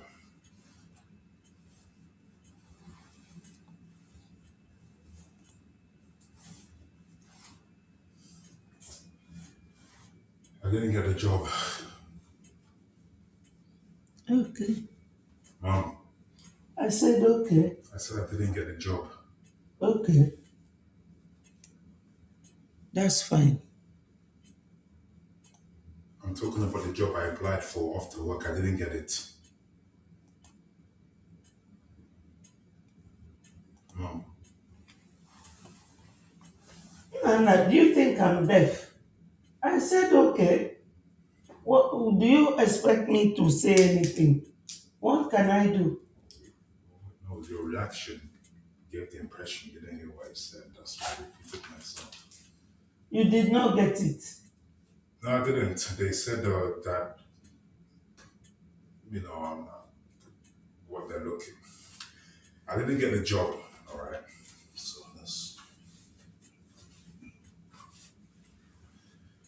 What was it about? that's the job I've been talking about all these days. As I asked you now, is there any difficulty in explaining to me what the job is about? Or the one you say is about AI? Yeah, that one. I didn't get it. They just got back to me. They told me that unfortunately they can't proceed, that they found people more suitable for the role. That's what they said.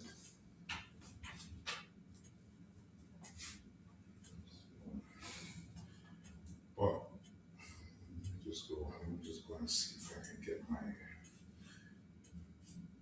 USB cable back so I can be charging my phone. Is it your charger that you forgot? Yeah, So you are going back to sister's house? yeah, the wire. I want to get my wire because I took my wire there in case and I needed to charge my phone.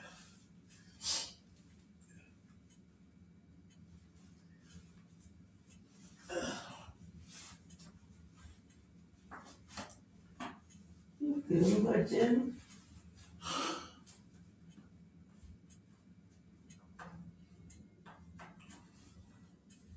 If you have the shoe go broad looking trouser so that you will be having easy way of moving things around.